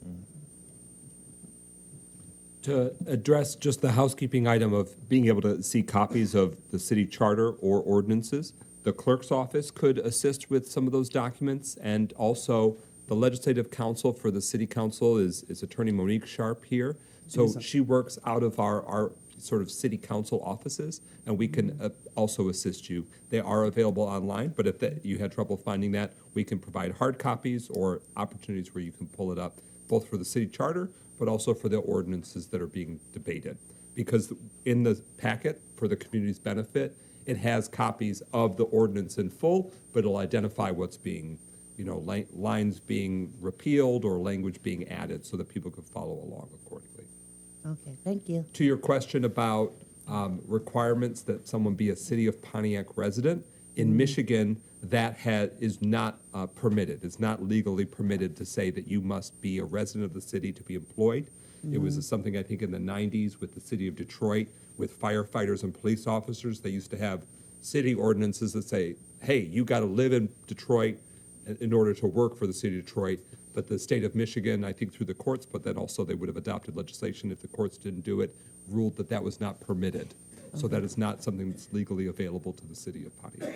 Okay. Code enforcement is a department in the city. You could try and just find them in City Hall, but you can contact the city council staff or one of the city council members, depending on the street that you live in. Just share the address or the general area, and we can make sure that gets to code enforcement. Thank you. So with that, public comment is concluded. We are now at what is now 24. Could I please have a motion to adopt the resolution to proceed in closed session to consider and discuss the confidential legal opinion concerning the recreational marijuana regulation? So moved. Clerk. Can I just address if I? Yes, Just without objection. Yes, thank you. And normally I would do it during closing comments, but you're going to have a closed session because an individual keeps putting out rumors about the process, and I think the public needs to be clearly aware of what in essence happened.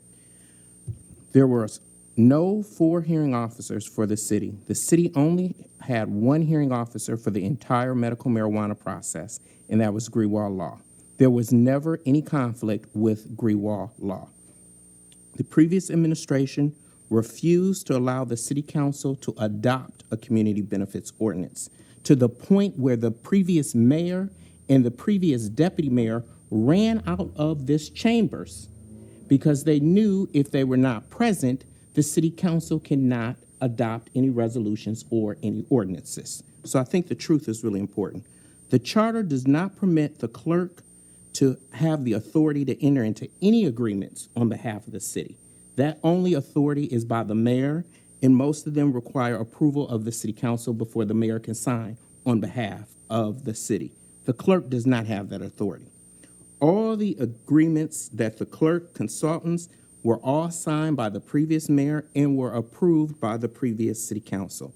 And then finally, as the clerk, I pushed for all consultants to sign a conflict of interest as well as a confidentiality statement, non-disclosure, because all the applications by state law are supposed to remain in essence confidential. So thank you for your indulgence, Mr. President and the rest of the council, but I really felt it was important that the public understand the truth. Thank you.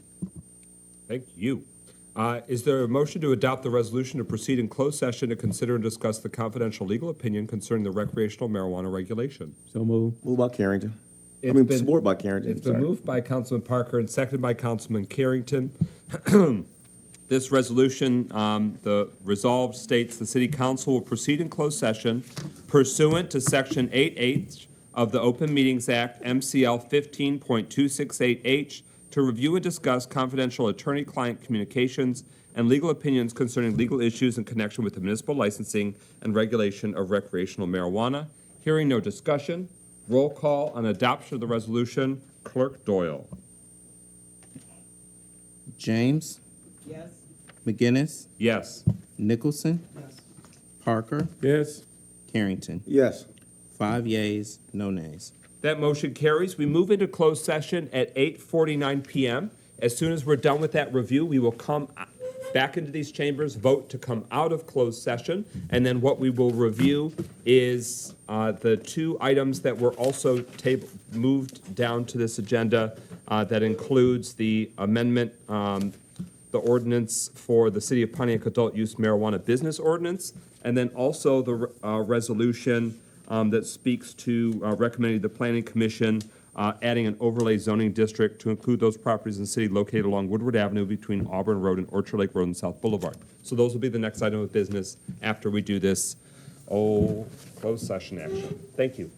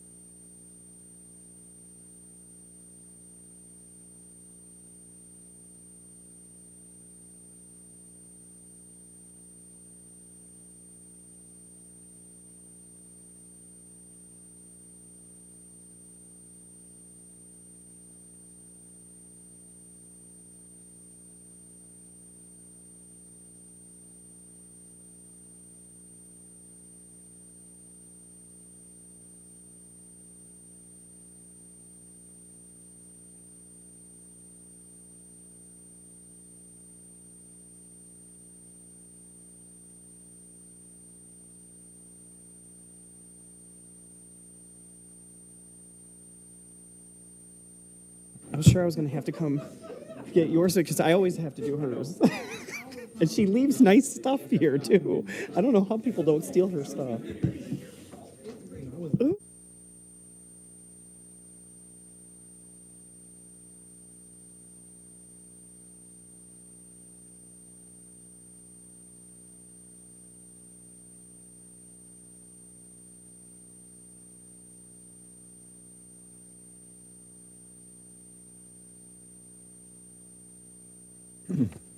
Is there a motion to come out of closed session? So moved. Support. It's been moved by Councilman Parker, seconded by Councilman Nicholson, that we come out of closed session. Hearing no discussion, roll call and adoption of the motion. Clerk Doyle.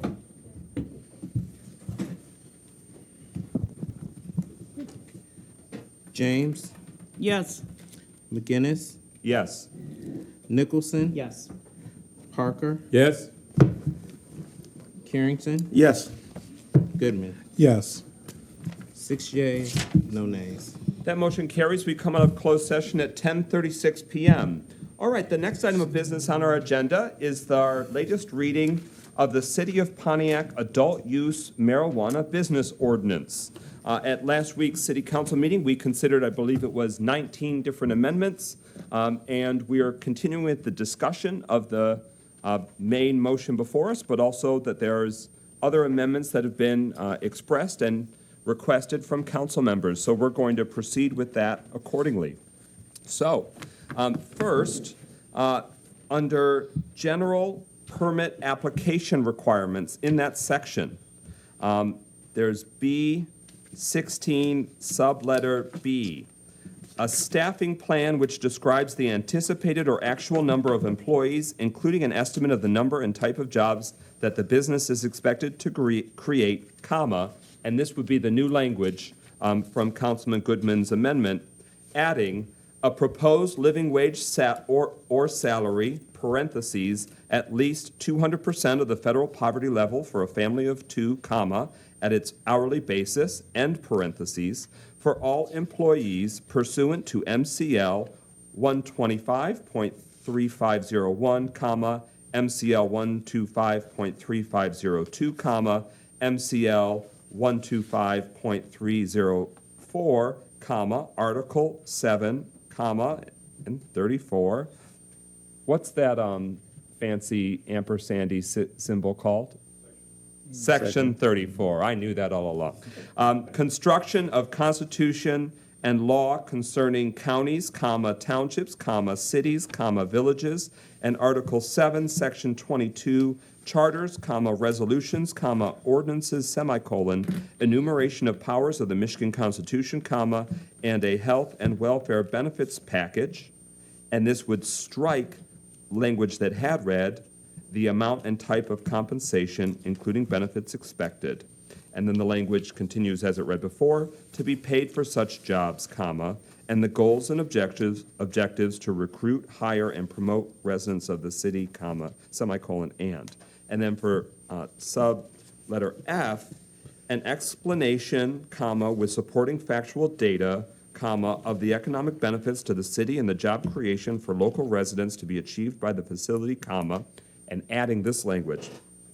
A proposed living wage or salary, parentheses, at least 200% of the federal poverty level for a family of two, comma, at its hourly basis, end parentheses, for all employees pursuant to MCL 125.3501, comma, MCL 125.3502, comma, MCL 125.3504, comma, Article 7, Section 34, construction of Constitution and law concerning counties, townships, cities, villages, and Article 7, Section 22, charters, resolutions, ordinances, semicolon, enumeration of powers of the Michigan Constitution, comma, and a health and welfare benefits package.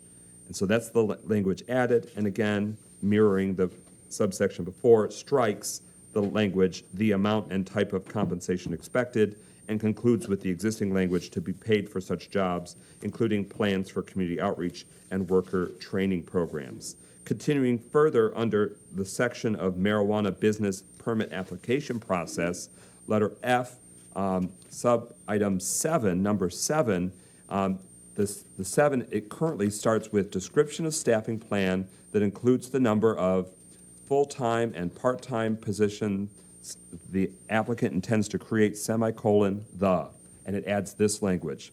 Proposed living wage or salary, parentheses, at least 200% of the federal poverty level for a family of two, comma, at its hourly basis, end parentheses, for all employees pursuant to MCL 125.3501, comma, MCL 125.3502, comma, MCL 125.3504, comma, Article 7, comma, Section 34, construction of Constitution and law concerning counties, comma, townships, comma, cities, comma, villages, and Article 7, comma, Section 22, charters, comma, resolutions, comma, ordinances, semicolon, enumeration of powers of the Michigan Constitution, comma, and then strikes the phrase hourly wages or salaries. And then it continues with the existing language for that section. Councilman Goodman, is that still an amendment that you would like to propose? Yes, it is. It has been moved by Councilman Goodman. Is there a second? Support. It's been supported by Councilman Nicholson. So broadly speaking, it's encouraging applicants to pursue quality wages and benefits for their prospective employees. And you've looked at other municipalities that have done this, and it makes for a stronger, more cohesive proposal. Anything further you'd like to say to it? Nothing other than what's already been said, just trying to make sure that everything that we're doing is to benefit the people who are going to be having these jobs in the city, so. Any further discussion on the proposed amendment? Hearing no further discussion, roll call on adoption of the proposed amendment. Clerk Doyle. McGinnis, Yes. Nicholson, Yes. Parker, Yes. Carrington, Yes. Goodman, Yes. James. Yes. 6 yeas, no nays. That motion carries. That amendment is adopted, and so the main ordinance shall be impacted accordingly. The next amendment that has been proposed, it deals with the current page 34. On page 34, we would be making sure that it states a designated consumption establishment shall, and this is letter J, 1, install and maintain an operable ventilation and filtration system to remove smoke to the outside of the building and eliminate odor at the property line of the premises. Semicolon 2, prominently display a sign near the entrance of the business which carries the following warning, semicolon, no, colon, warning, colon, marijuana used by pregnant or breastfeeding women, comma, or by women planning to become pregnant, comma, may result in fetal injury, comma, preterm birth, comma, low birth weight, comma, or developmental problems for the child, period. It'll strike all other language in that letter J, a designated consumption establishment shall. So it'll just be the 1 and the 2. Is there such a motion? So moved. Is there a second? Support. It's been moved by Councilman Nicholson, seconded by Councilman Goodman, that for that section and letter J identifying a designated consumption establishment, it shall be the 1 and the 2 and nothing further. So it strikes language about serving of food or sales of alcohol, making it more neat and tidy and allowing those regulatory bodies at the county and state level to handle that, not us. Any further discussion on this motion before us, which is the amendment dealing with what a designated consumption establishment shall, letter J? Hearing nothing further, speakers list exhausted. Roll call on adoption of this amendment. Clerk Doyle. Nicholson, Yes. Parker, Yes. Carrington, Yes. Goodman, Yes. James, Yes. McGinnis. Yes. 6 yeas, no nays. That motion carries. That amendment passes, and so the main ordinance will be reflected accordingly. The next, it's the section regarding denial, non-renewal, suspension, or revocation of marijuana business permit, semicolon, basis for action, semicolon, appeal, period. So we're dealing with, under letter B, item number 6. We want to propose that the language be changed to read, failure of the permittee to maintain the property causing a blighted or other condition in violation of any city ordinance, including but not limited to ordinance number 2355, 8918, or in violation of any state law, comma, including but not limited to, comma, MCL 125.5382, as in TO, 125.542, period. Is there such a motion to amend this section from a council member? So moved. It's been moved by Councilman Parker, seconded by Councilman Goodman, that we update the language under denial, non-renewal, suspension, or revocation of marijuana business permit, basis for action appeal, letter B, sub-item 6, so that we're talking about the failure of the permittee to maintain the property causing a blighted or other condition in violation of any city ordinance, including but not limited to identified ordinances, or in violation of any state law, including but not limited to identified state law. Any discussion on that? We're just adding clarity and making sure that it captures violations, not just one type of violation, but all prospective violations. Make sure that they're in compliance. Any further discussion? Hearing no further discussion, speakers, this is exhausted. Roll call on the proposed amendment. Clerk Doyle. Parker, Yes. Carrington, Yes. Goodman, Yes. James, Yes. McGinnis, Yes. Nicholson. Yes. 6 yeas, no nays. That motion carries. That amendment is approved, and so the main ordinance will be reflected accordingly. Next, we are doing some language cleanup that Councilman Nicholson would like to make this motion. Mayor Grimel has the goods. So wordsmith, legal impresario, Timothy Albert Grimel, you have the floor. Wow, it's not every day I get called by my middle name, unless my mom's mad at me. Confirmation name Ziggy Stardust. Subsection, yeah, we got a David Bowie fan here, clearly.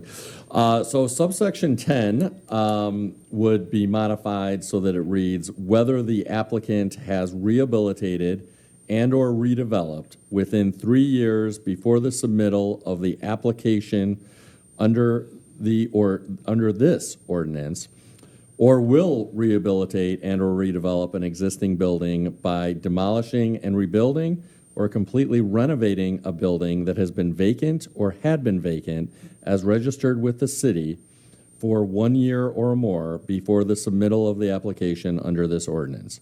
The maximum number of scoring points in this category shall be 10 points.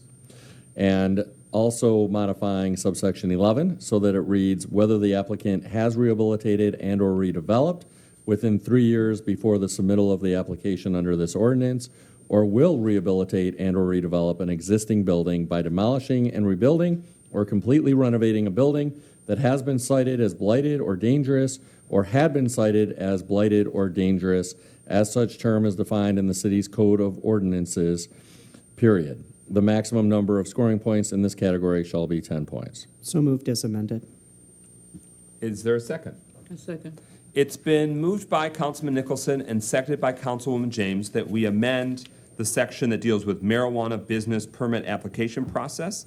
The mayor has explicitly stated the new amendment proposal language for numbers 10 and 11. Any discussion on the item before us? We had previous language that we had been considering, but this was stronger, that got to the point where it was realistic for prospective applicants, but also got to the heart of making sure that if there is a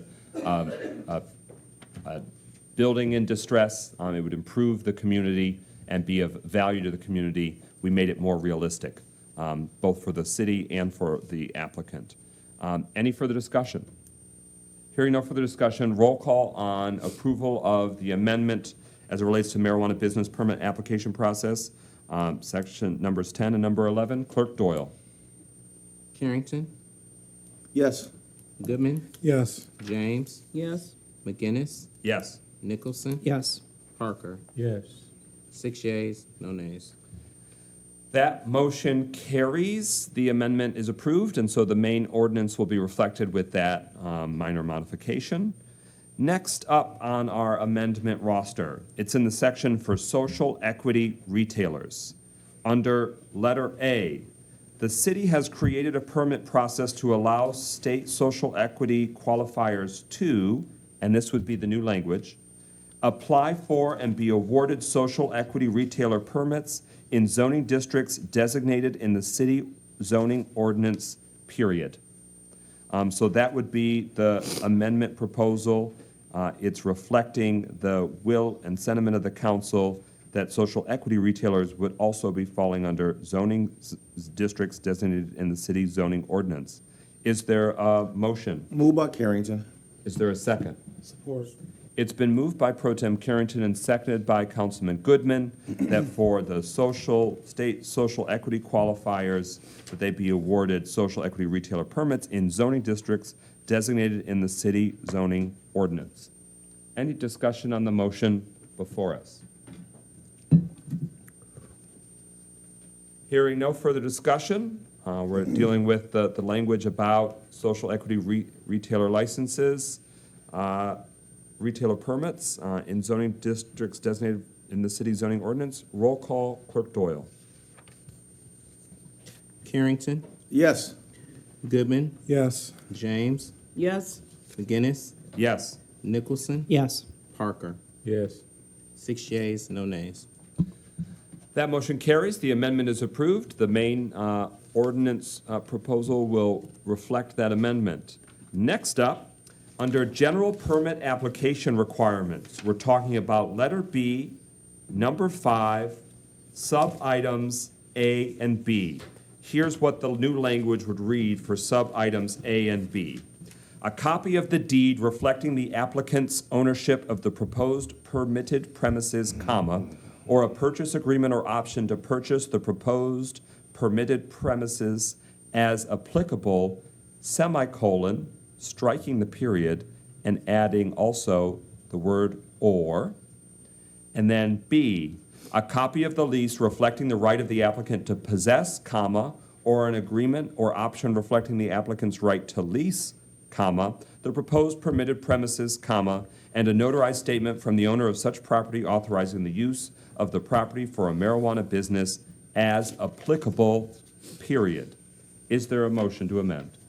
So moved. Is there a second? Support.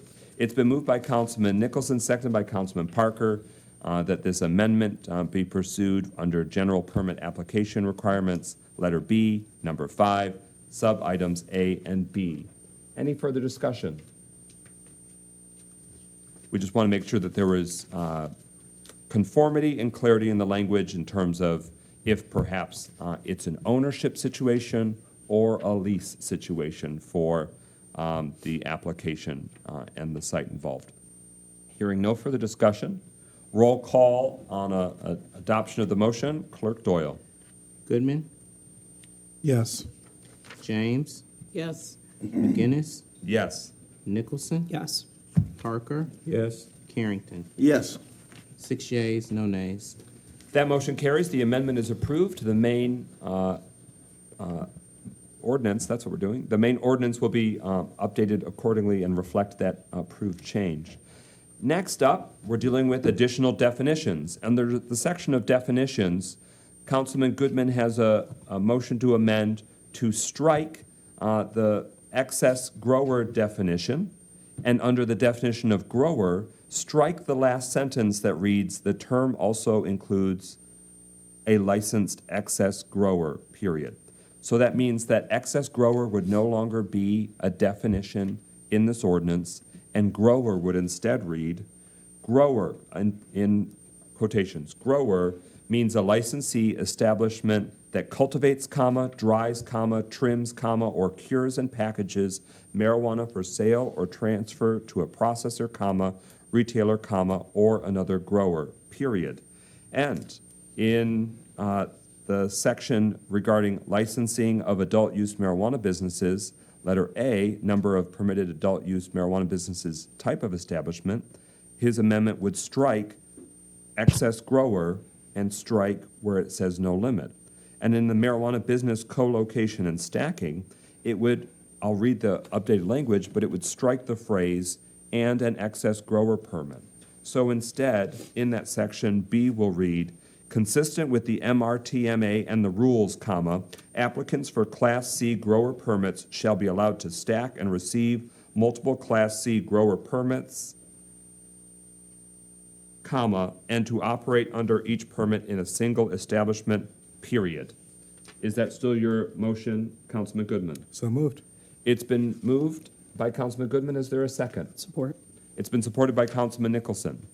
So the amendment before us is updating definitions, licensing of adult use marijuana businesses, type of establishment, and marijuana business co-location and stacking, essentially to eliminate the excess grower language from this ordinance. Any discussion or further clarification needed? Hearing no further discussion, roll call on adoption of the amendment. Clerk Doyle. James, Yes. McGinnis, Yes. Nicholson, Yes. Parker, Yes. Carrington, Yes. Goodman. Yes. 6 yeas, no nays. That motion carries. We are now at, so the amendment is approved and will be reflected in the main ordinance final language before City Council. Now we're at the section with effective date. This is the new language for effective date. This ordinance shall become effective, parentheses, A, end parentheses, 30 days following the date of adoption, parentheses, B, end parentheses. The effective date of the amendment to ordinance number 2360, parentheses, removing the prohibition of marijuana establishments, end parentheses, semicolon, or parentheses, C, end parentheses. The effective date of the zoning code text amendments permitting adult use marijuana business land uses, whichever is later, period. Is there a council member that wishes to make that amendment? So moved. Is there a second? It's been moved by Councilman Nicholson, seconded by Councilman Parker, that for the effective date, this is the language that is added for the section of effective date. Any discussion? Hearing no discussion, speakers list exhausted. Roll call on approval of the amendment, the motion to amend the ordinance language. Clerk Doyle. Guinness, Yes. Nicholson, Yes. Parker, Yes. Carrington, Yes. Goodman, Yes. James. Yes. 6 yeas, no nays. That motion carries. The amendment is approved and will be reflected in the main motion. We are now at the section for marijuana business application process. Under letter F, number 8, the proposed replacement language for number 8 would read, planned philanthropic initiatives and community improvement programs aimed at the city of Pontiac, which may include a $1,000 donation to a fund administered by the city used to promote social equity in the city of Pontiac, a negatively impacted community by promoting advocacy around criminal justice issues related to marijuana prohibition, supporting youth who have been negatively impacted by the war on drugs as it relates to the prohibition of marijuana, and community education and outreach on adult use marijuana in general, period. The maximum number of scoring points in this category shall be 10 points, period. Is that such a motion, Councilman Goodman, that you still wish to make? So moved. Is there a support? Yes. It's been moved by Councilman Goodman, seconded by Pro Tem Carrington, that under the section of marijuana business permit application process, under letter F, number 8, that this replacement language be inserted. Any discussion or clarification needed? Hearing no further discussion, speakers list exhausted. Roll call on approval of the motion to amend. Clerk Doyle. Nicholson, Yes. Parker, Yes. Carrington, Yes. Goodman, Yes. James, Yes. McGinnis. Yes. 6 yeas, no nays. That motion carries. The amendment is approved. The main motion for the ordinance will be reflected accordingly. Next is the section for social equity. Letter A. This is the language proposed for letter A under social equity. Any person or entity receiving more than $10,000 in contract value or benefit from the city must use good faith efforts in hiring employees who have been negatively impacted by marijuana prohibition, period. Adult use recreational marijuana businesses should use good faith efforts in hiring 25% of employees who are low income or live in the city of Pontiac, period. Do you still wish to make that motion? So moved. Is there a second? Support.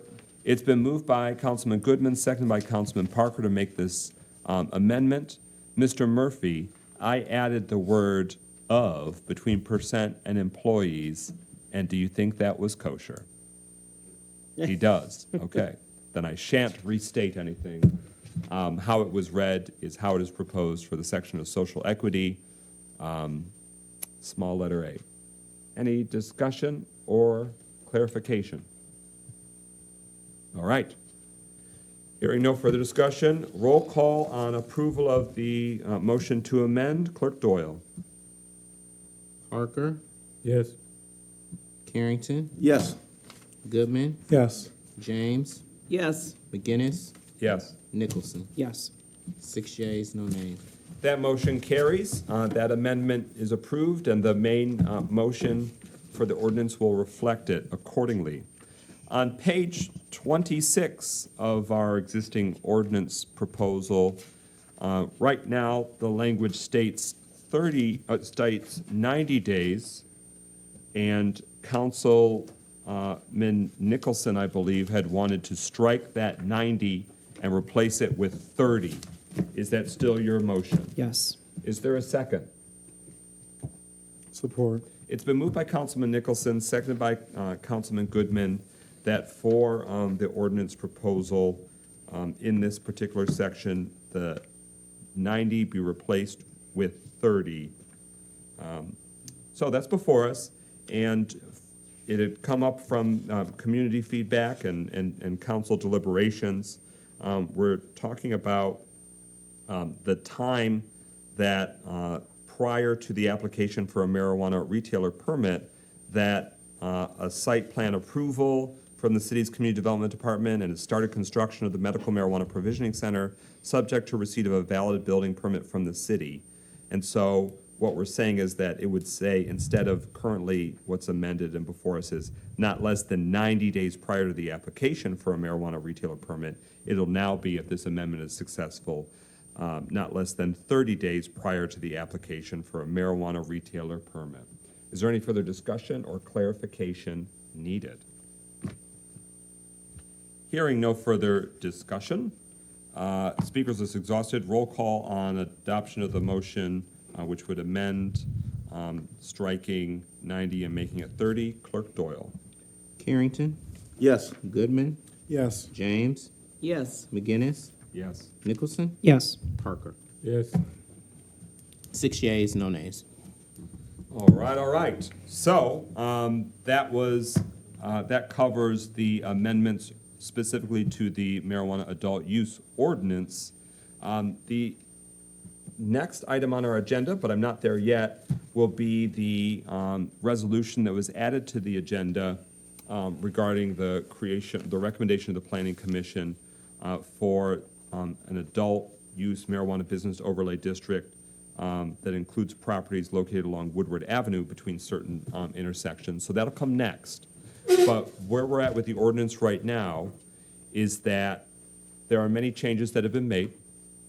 And so between tonight and next Tuesday, the staff and clerk's office and administration is going to make sure that all the amendments that this council has been adopted are reflected in a master document, a clean document, so that way the community and council can see it all, make sure that all sought changes are desired, and there will likely be a handful of final amendments. And it'll be in part depending on the outcome of this next resolution, because will be additional language we'll want to make sure is neat and tidy to make sure that the documents correspond with one another. And that'll be the primary matter that we'll clean up, so that way in terms of the number of retailers, the number of social equity retailers, that reflects the intent of the council, in part based on whether there'll be a change in the number of overlay districts that we anticipate. So, are there any other questions on the main ordinance and all the amendments and the process where we stand right now? This ordinance couldn't even be adopted tonight if we wanted to, because it requires the ordinance that we did the first reading for earlier, the repeal of the prohibition. That bad boy's got to be put to bed first, because right now on the city's ordinances, there's still that prohibition. That requires 2 readings, so that'll be a matter of business that we do next Tuesday. So hearing no further discussion, can I please have a motion to postpone this ordinance until next Tuesday, January 17th, regular city council meeting. So moved. Support. It's been moved by Councilman Goodman, seconded by Pro Tem Carrington, that we postpone this item of business before us until next Tuesday. Any discussion on that postponement motion? Hearing none, roll call on the postponement for 1 week. Clerk Doyle. Carrington, Yes. Goodman, Yes. James, Yes. McGinnis, Yes. Nicholson, Yes. Parker. Yes. 6 yeas, no nays. That motion carries. This item of business is postponed for 1 week. And so we will, as swiftly as possible, make sure that that comprehensive updated draft of the ordinance that council is considering is available to the community, to those interested parties, these council, honorable council members, so that way you can review it, fine-tooth comb it, and see if there's any final amendments that we need to make sure are as inclusive and tight and clean as possible. With that, the next item before us is a resolution. And the resolution reads, whereas the City Planning Commission will be considering amendments to the city zoning ordinance that, among other things, proposes the creation of certain adult-use marijuana business overlay districts, and the City Council recommends to the Planning Commission to consider adding an overlay zoning district to include those properties in the city that are located along Woodward Avenue between Auburn Road / Orchard Lake Road and Dr. Martin Luther King Jr. Boulevard South. Now, therefore, be it hereby resolved that City Council recommends to the City Planning Commission to include within the proposed zoning amendments to the city zoning ordinance an adult-use marijuana business overlay district that includes those properties in the city that are located along Woodward Avenue between Auburn Road / Orchard Lake Road and Dr. Martin Luther King Jr. Boulevard South, and in parentheses and quotation marks, Woodward Gateway Overlay District Number 4, end quotations and parentheses, period. Council Pro Tem Carrington, would you still like to make that motion? Yes, President McGinnis. It's been moved by Pro Tem Carrington for this resolution for consideration. Is there a second? I second. It has been seconded by Councilman James. So that item of business is before us. Want to give the floor to council members and administration to deliberate and ask questions. I saw a hand from Councilman Parker, then Pro Tem Carrington. Thank you, my brother. I just wanted to make sure that as we talk about inclusive of this overlay, it still follows the previous council's distancing requirements from schools, playgrounds, churches, etc. Attorney Murphy, my anticipation would be yes, and if you just want to help answer that question with a microphone, for the record, in perpetuity, throughout the universe. Pontiac being the center of. That's right, Pontiac being the center of. Thank you, Mr. Sabish. Amen. Yes, the intent of the amended zoning ordinance would be to contain the same buffer requirements currently in place. Pro Tem Carrington. Well, I definitely don't really, I just wanted to add, I'd just like to thank my colleagues for at least making the efforts and tell me where they stand. I thank you for allowing me to call you this past week just to talk to you concerning this Woodward district. So I just want to thank my colleagues for the debating, and it took an hour. So it's definitely interesting, this whole process. So I thank you guys. Other discussion? So the big question for us is, in terms of the best use for the city, it'll be a zoning matter, and so we'll see that proposed amendments to the city zoning ordinance will impact this greatly, but it's the question of, do we as a city council view as that, in terms of long-term planning, the best use for that Gateway Woodward Avenue district? And there are no guarantees in any perspective, but I want to make sure that everyone's been heard on this matter. Does the administration want to weigh in? Does the attorney want to weigh in? I have nothing further. All right, so it seems like council members feel comfortable and familiar with what they're considering. Again, this is a resolution that recommends to the City Planning Commission to include within the proposed zoning amendments to the city zoning ordinance an adult-use marijuana business overlay district that includes those properties in the city that are located along Woodward Avenue between Auburn Road / Orchard Lake Road and Dr. Martin Luther King Jr. Boulevard South, which would be Woodward Gateway Overlay District Number 4. Roll call on adoption of the resolution. Clerk Doyle. Goodman, No. James, Yes. McGinnis, Can I pass? I'll pass for the moment. Nicholson, No. Parker, Yes. Carrington, Yes. Why'd I pass? I vote no. 3 yeas, 3 nays. Fails. All right, Tie. so Fails. because there are 6 members present and voting, it requires a majority of council for an amendment to pass, so it fails due to lack of majority. So this resolution is not adopted. What is next? I think that concludes action items on the agenda. We are now at communications? Yeah, there's a closed session Oh, for yeah, real another estate. closed session, good Lord. Okay, so is there a motion to, So moved. Support. motion to go into proceeding in closed session to consider and discuss the purchase of real property and to discuss the confidential legal opinion concerning settlement strategy in connection with pending litigation. It's been moved by Goodman, Support. seconded by Nicholson, that we adopt this resolution to proceed in closed session. Any discussion? Hearing no discussion, roll call, Clerk Doyle. James, Yes. McGinnis, Yes.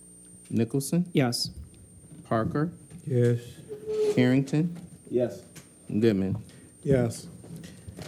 6 yeas, no nays. We move into closed session, round 2 at 11:12 PM.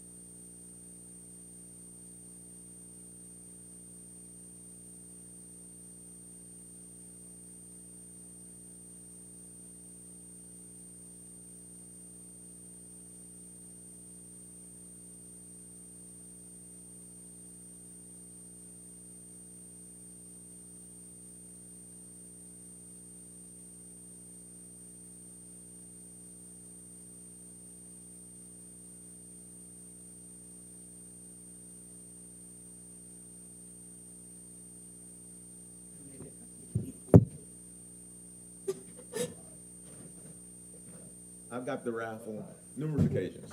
Is there a motion to come out of closed session?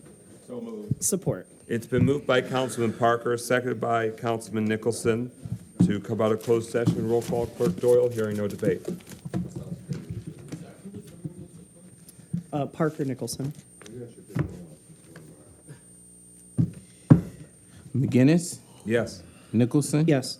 Parker, Yes. Carrington, Yes. James. Yes. 5 yeas, no nays. That motion carries. We've come out of closed session at 12:06 PM. Could I please have a motion to amend the agenda to add a resolution to immediately follow as the next items of business? First, a resolution to authorize the mayor to exercise the option to purchase real property at the former McCarroll School located at 191 North Glenwood in Pontiac, Michigan, subject to a negotiated purchase agreement. And two, a resolution to schedule a public hearing, for the city council to schedule a public hearing for January 24th, 2023, on the topic of purchasing of real property for the city of Pontiac at the former McCarroll School located at 191 North Glenwood. in So Pontiac, moved. Michigan. Is there a second? Support. Okay, it's been moved by Councilman Nicholson, seconded by Councilman Parker, that we amend the agenda to have these two resolutions be the next two items we consider. Any discussion? Hearing none, roll call, Clerk Doyle. Yes. Parker, Yes. Carrington, Yes. Goodman. Oops, sorry. James, Yes. McGinnis. Yes. 5 yeas, no nays. That motion carries. The agenda is amended. Is there a motion to adopt the resolution to authorize the mayor to exercise that option to purchase real property at the former McCarroll School? That was amending the agenda. So moved. Support. Okay. So moved by Nicholson, supported by Parker, that we adopt the resolution. And the resolution again reads, the Pontiac City Council hereby resolves to authorize the mayor of Pontiac to exercise the option to purchase real property at the former McCarroll School located at 191 North Glenwood in Pontiac, Michigan, subject to a negotiated purchase agreement. So, for the community's benefit, if you're watching at home especially, the Pontiac mayor and Pontiac City Council have been actively working with the school district's Board of Education leadership to consider a site to purchase for the community's youth recreation and overall community benefit of the current Wisner School Stadium track site. The school board voted last night unanimously to reject that offer to purchase that property. And so as a result, as this body has been deliberating, we have considered alternative sites. There have been many months of exhaustive research, review, investigation, site visits to see what made the best real estate decision and the best location for youth recreation in our community to thrive. And so this decision that we are considering right now is born out of us pursuing that best possible centrally located site. And it's also born out of the fact that the school board opted not to negotiate further or to accept our offer for the Wisner site. So being realistic and not wanting to prolong it further, we are now pursuing other options to make sure that we are delivering on what the residents need, what our youth deserve, and that is a quality, centrally located, and high-class youth recreation site and facility, and this is a next important step for us to achieve that. I want to acknowledge that the mayor and deputy mayor has very laboriously spent time interacting with and negotiating with the Pontiac School Board president, and I'm sorry that it didn't ultimately manifest in ability for us to take it to the next level. We wish them and that site well because it is an important community asset, but we must still deliver on our objectives of making sure that all Pontiac youth ages 21 and under can have quality youth recreation in a central cohesive, comprehensive site. And so with that, I want to give the floor to the mayor or anyone else that wishes to speak further. Mayor Grimal.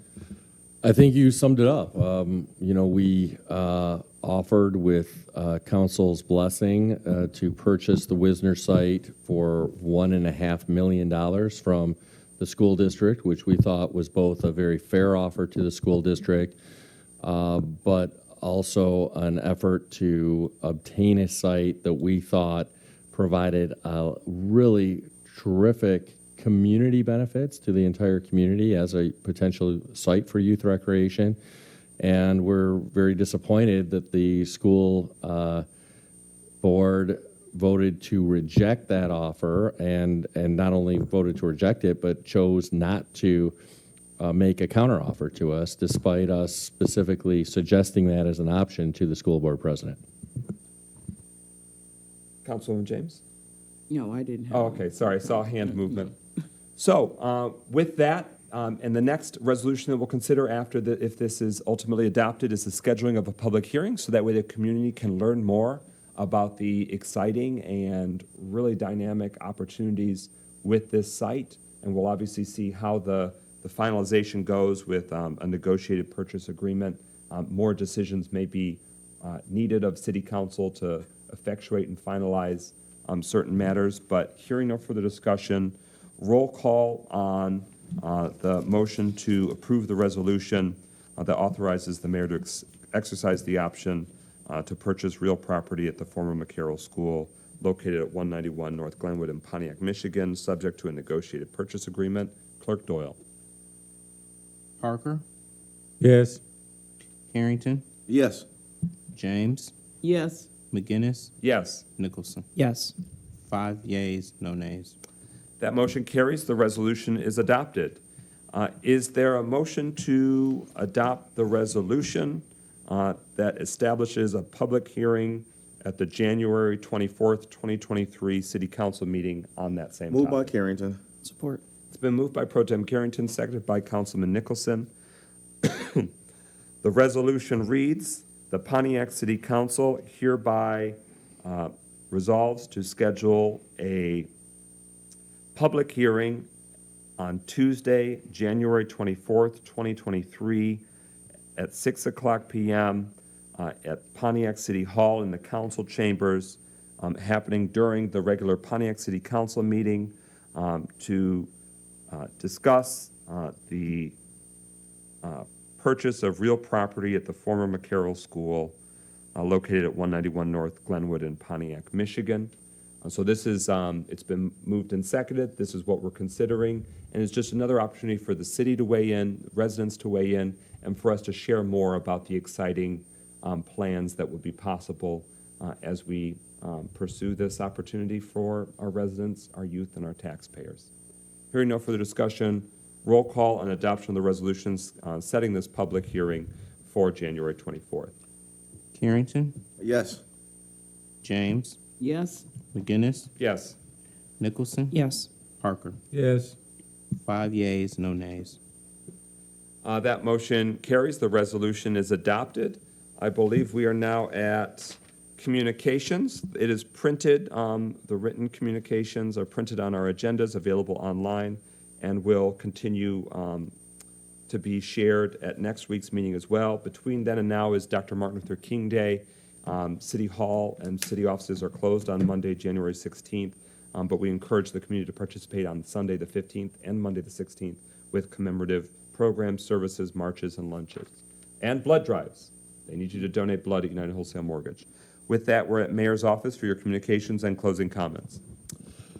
In regard to communications, just very quickly, 2 things. One is this coming Saturday. I know I've announced this in the past. This will obviously be the last opportunity to announce it. This coming Saturday, January 14th, on the City Hall grounds, we are having a winter festival, family-oriented fun event from 5 p.m. to 9 p.m. this Saturday, January 14th. And also, I want to emphasize that we are developing a new master plan for Galloway Lake Park.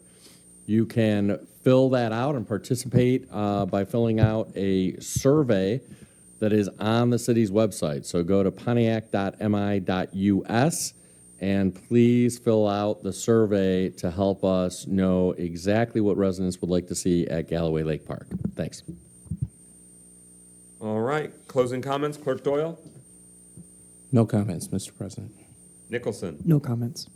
Parker? No comment, Mr. President. James? No comment. Carrington? No comments.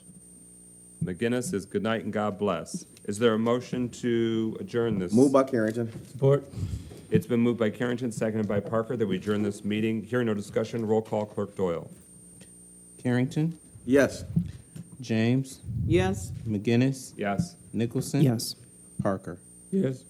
5 yeas, no nays. That motion carries. We stand adjourned at 12:16 a.m.